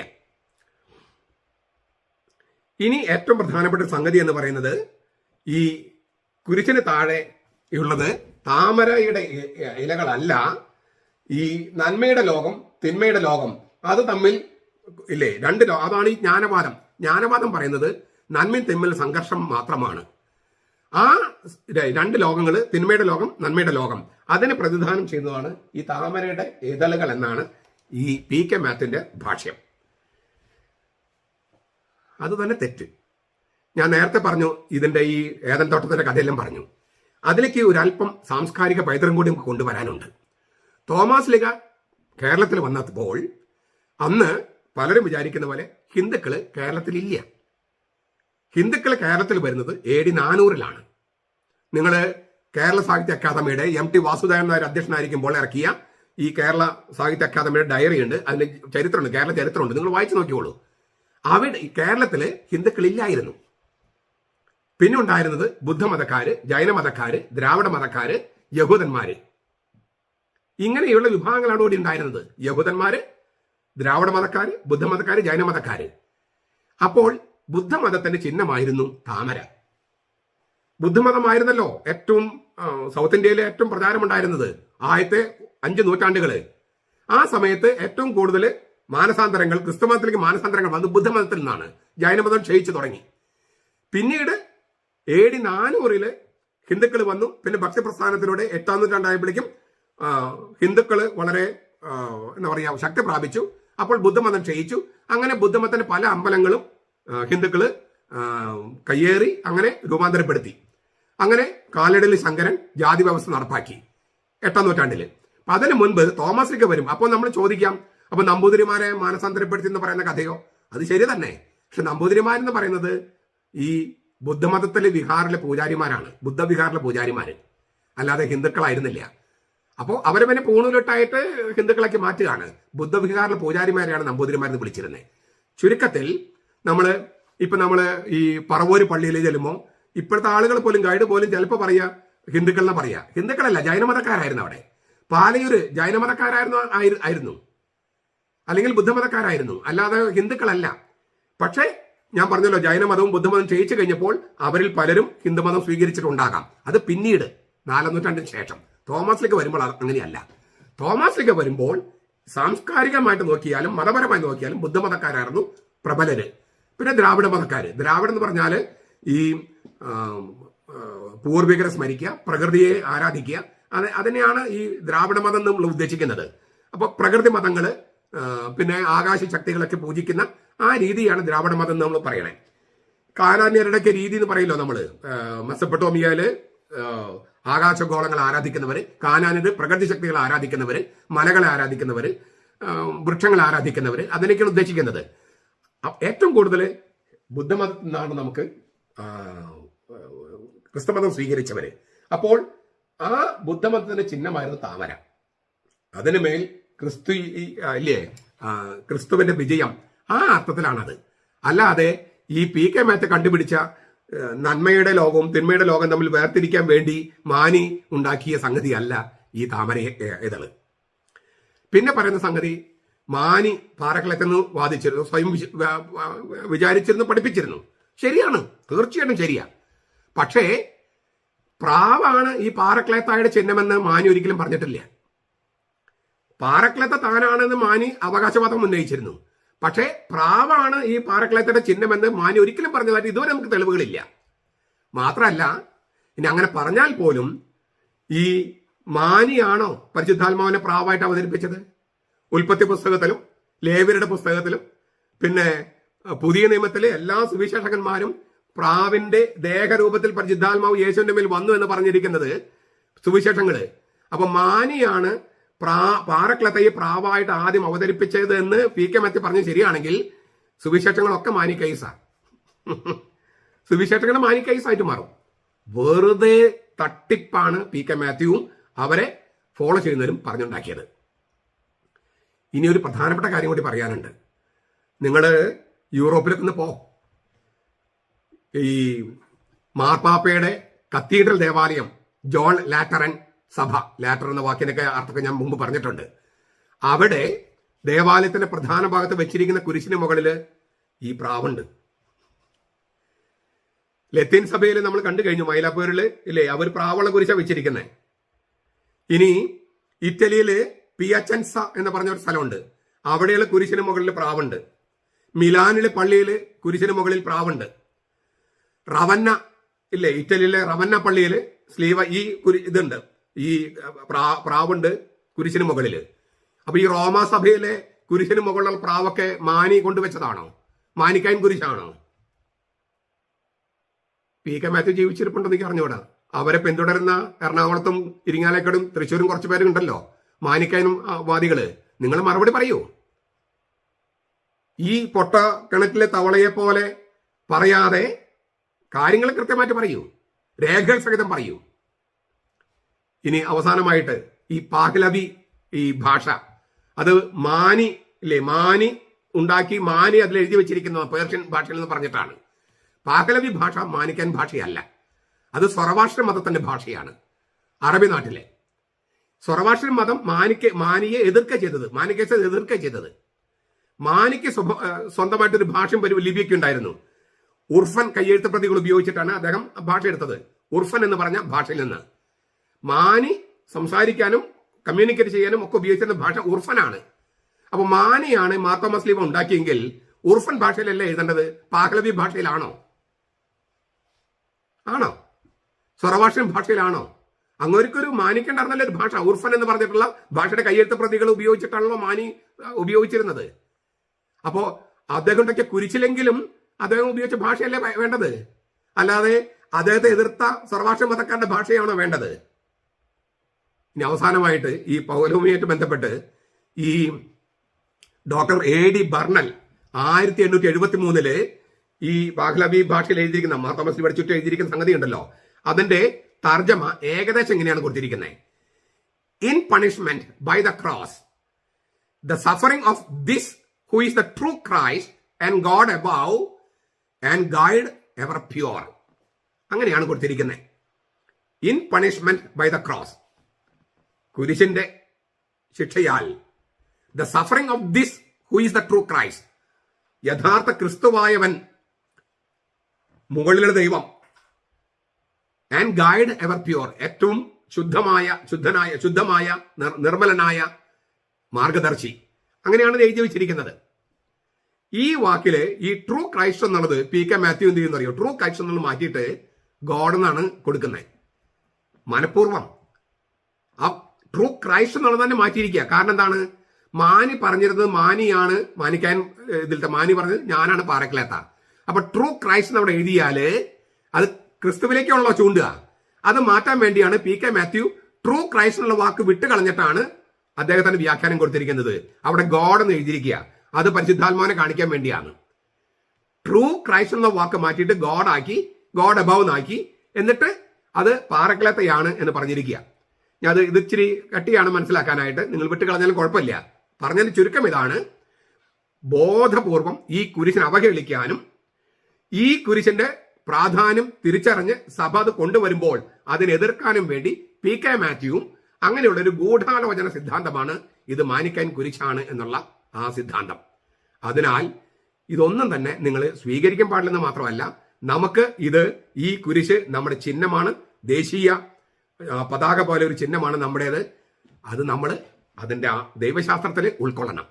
ഞാൻ ഈ മാനിക്കാൻ ഇതൊക്കെ പറഞ്ഞപ്പോൾ നമ്മുടെ തുടക്കത്തിലുള്ള ആ ഒരു പ്രസാദാത്മകമായ കാര്യം പോയിട്ടുണ്ടാവും. ഞാനതുകൊണ്ട് ഒരു വാക്കുകൂടി പറഞ്ഞ് അവസാനിപ്പിക്കാം. നമ്മൾ ഏലിയ സ്ലീവ മൂശക്കാലത്ത് കുരിശടയാളത്തോടെ വാനമേഘങ്ങളിൽ പ്രത്യക്ഷനാകുന്ന കർത്താവിനെ കുറിച്ചാണ് ചിന്തിക്കണേ. കുരിശടയാളത്തോടെ വാനമേഘങ്ങളിൽ പ്രത്യക്ഷനാകുന്ന കർത്താവ്, അത് ലിറ്റർജിയിലെ ഒരു ഭാഷയാണ്. തിരുവുത്ഥാനത്തിലൂടെ മഹത്വീകരിക്കേണ്ട മിശിഹായുടെ സാന്നിധ്യമാണ് ഈ വിശുദ്ധ സ്ലീവ. അതുകൊണ്ട് തന്നെ നമ്മുടെ റാസകുർബാനയിൽ സ്ലീവ ചുംബനമുണ്ട്. മനോഹരമായ റാസകുർബാനയിൽ മനോഹരമായ പാട്ടുണ്ട്. സ്ലീവ ചുംബനത്തിന്റെ സമയത്തിൽ പാട്ടുണ്ട്. ഇതെല്ലാം സൂചിപ്പിക്കുന്നത് ഈ സ്ലീവ നമ്മുടെ ജീവിതത്തിന്റെ, ആരാധനയുടെ, ആരാധനക്രമത്തിന്റെ, നമ്മുടെ ചരിത്രത്തിന്റെ, ദൈവശാസ്ത്രത്തിന്റെ അവിഭാജ്യമായ ചിഹ്നമാണ്, സജീവമായ അടയാളമാണ്. അതുകൊണ്ട് തന്നെ ഇത് മരണത്തിന്റെ മാത്രമല്ല, പുനരുത്ഥാനത്തിന്റെയും ജീവന്റെയും തൃത്വത്തിന്റെയും സഭയുടെയും ജീവവൃക്ഷത്തിന്റെയും പരിശുദ്ധാത്മാവിന്റെയും ക്രിസ്തീയമായിട്ടുള്ള സകല ചിഹ്നങ്ങളും സന്നിവേശിപ്പിച്ചിരിക്കുന്ന ഒരു അടയാളമാണ്. അതിനാൽ അതിനോടുള്ള ബഹുമാനമുണ്ടാകുക, സഭയോട് കൂറ് പുലർത്തുന്നവർക്കൊക്കെ ഇതിനോട് അഭിമാനം ഉണ്ടാകുക. ഞാൻ തുടക്കം പറഞ്ഞല്ലോ, ദേശീയ പതാക കാണുമ്പോൾ, ത്രിവർണ്ണ പതാക കാണുമ്പോൾ നമുക്കൊരു വികാരമുണ്ട്, ദേശവികാരം, ദേശീയത. അതുപോലെ മാർത്തോമാ സ്ലീവ, അത് നമുക്ക് ആരാധനയുടെ ഒരു വികാരം വേണം. അതുപോലെ തന്നെ ഒരു സഭാവികാരം അതുകൂടി ഉണ്ടാകാനും, അങ്ങനെ നമ്മളെല്ലാവരും ഒന്നിപ്പിക്കുന്ന ചിഹ്നമായി മാർത്തോമാ സ്ലീവ നിലനിൽക്കാനും ഇടയാകട്ടെ.